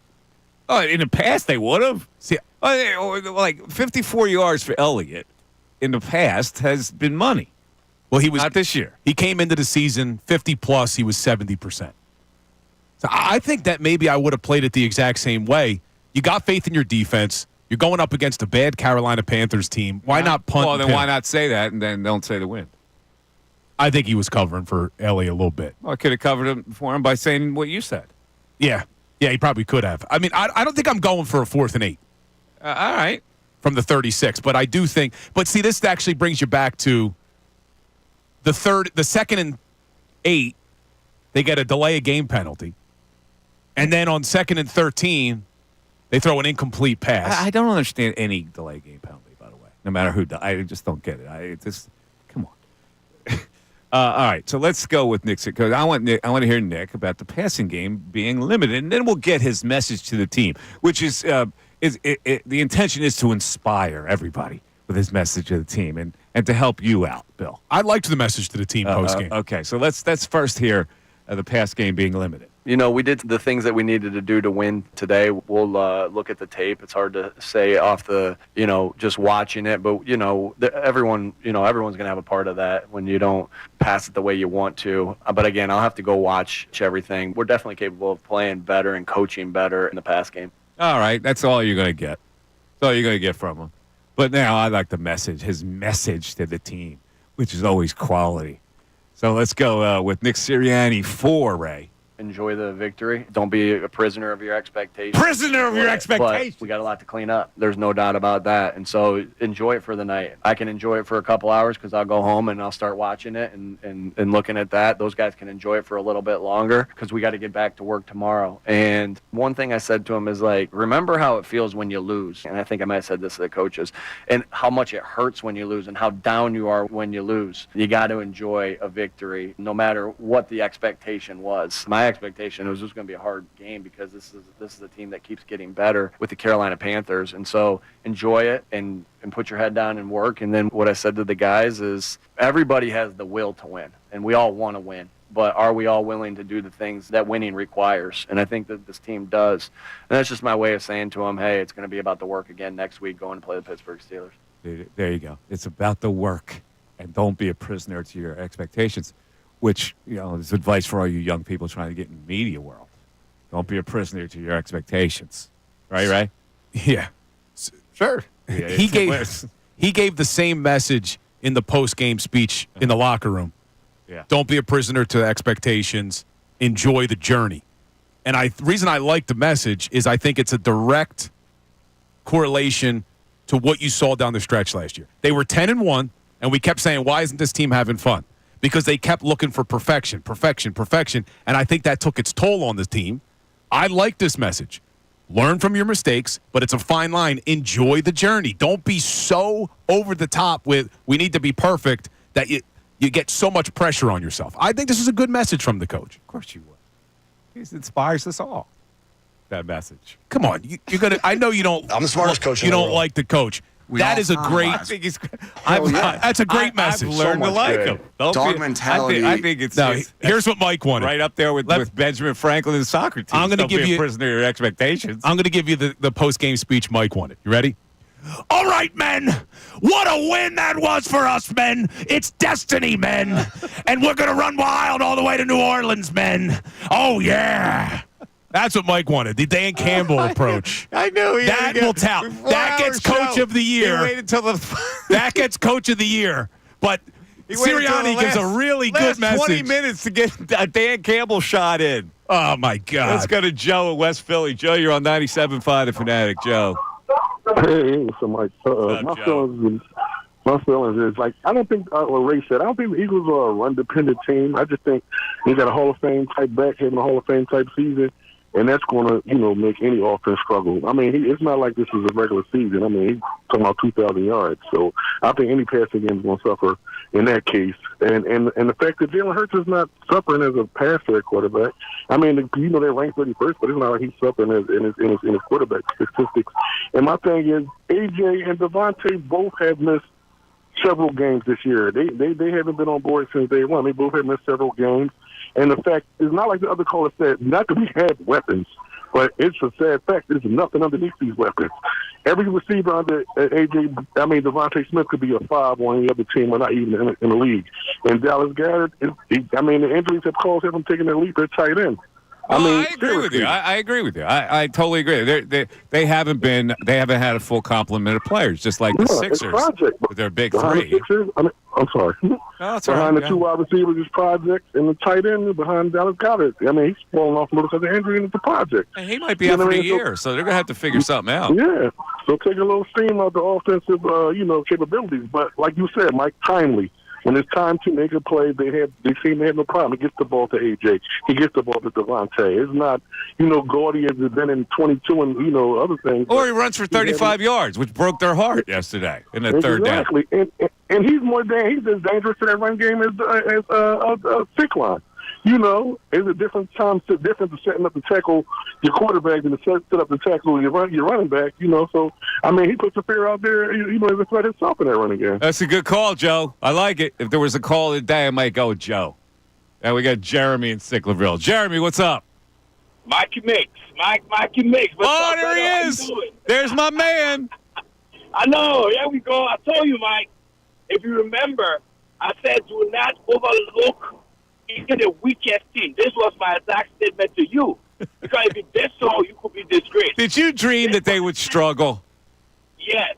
Uh-huh. That's what I said. I told you.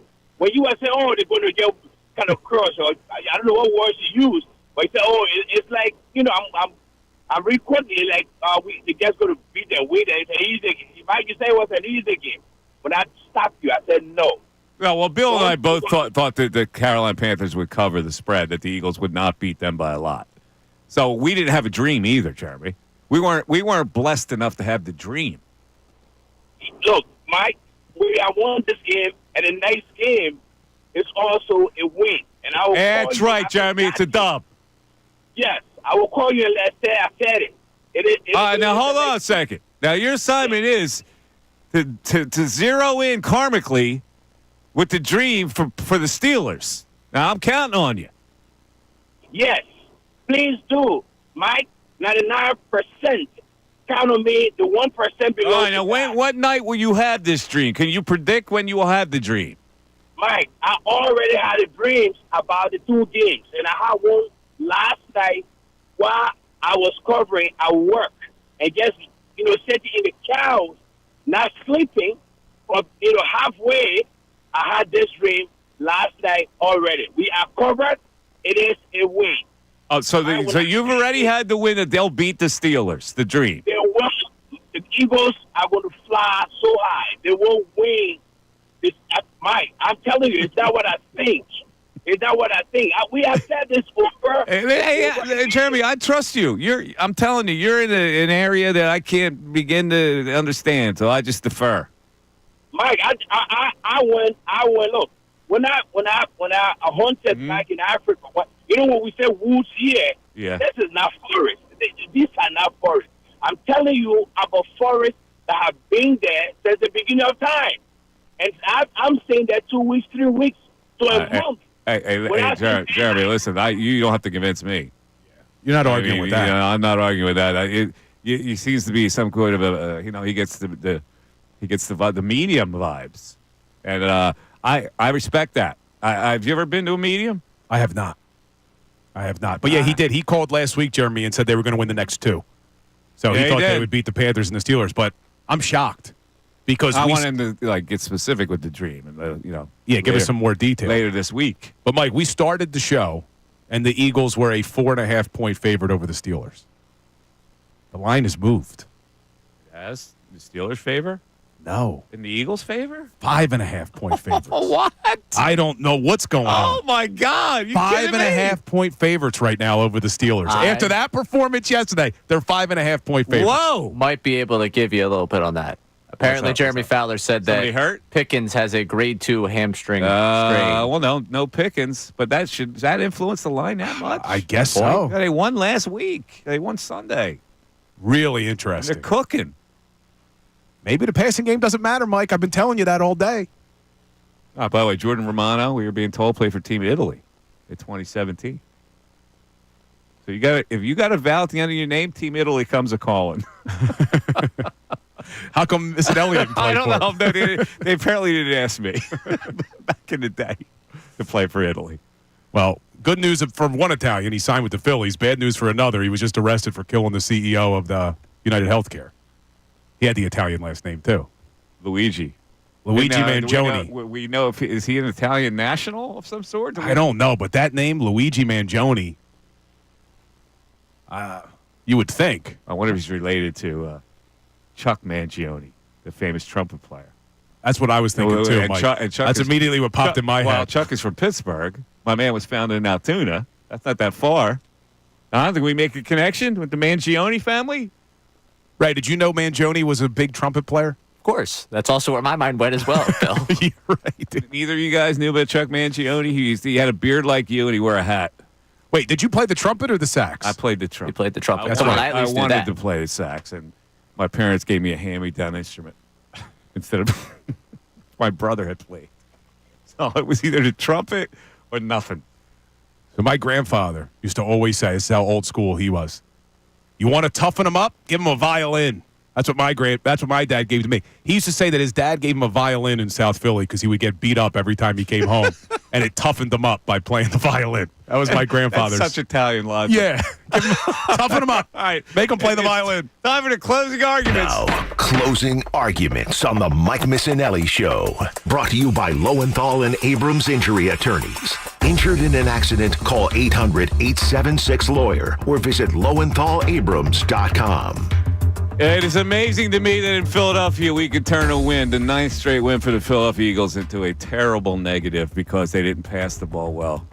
They played a bad team. They did enough to get by. They won the game.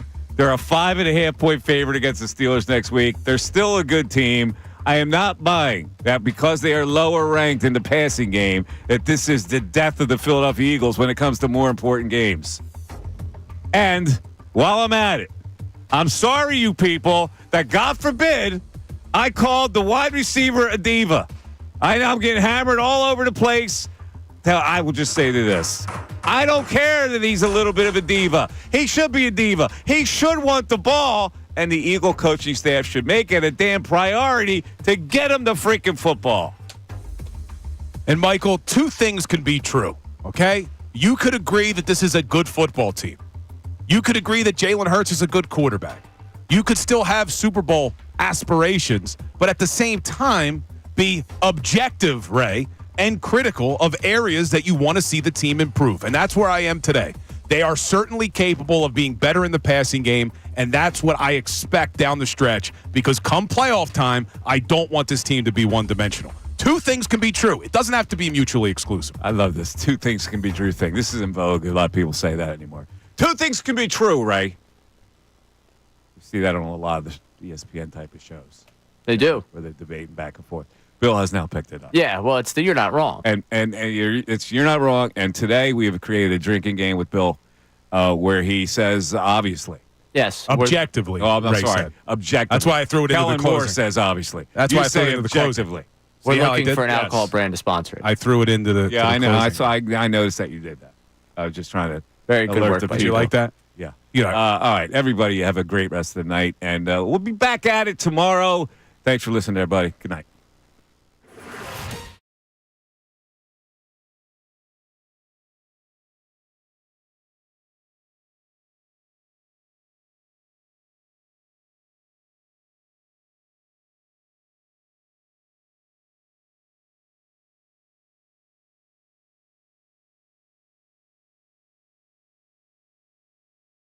Record in the game. That was good. The bad, the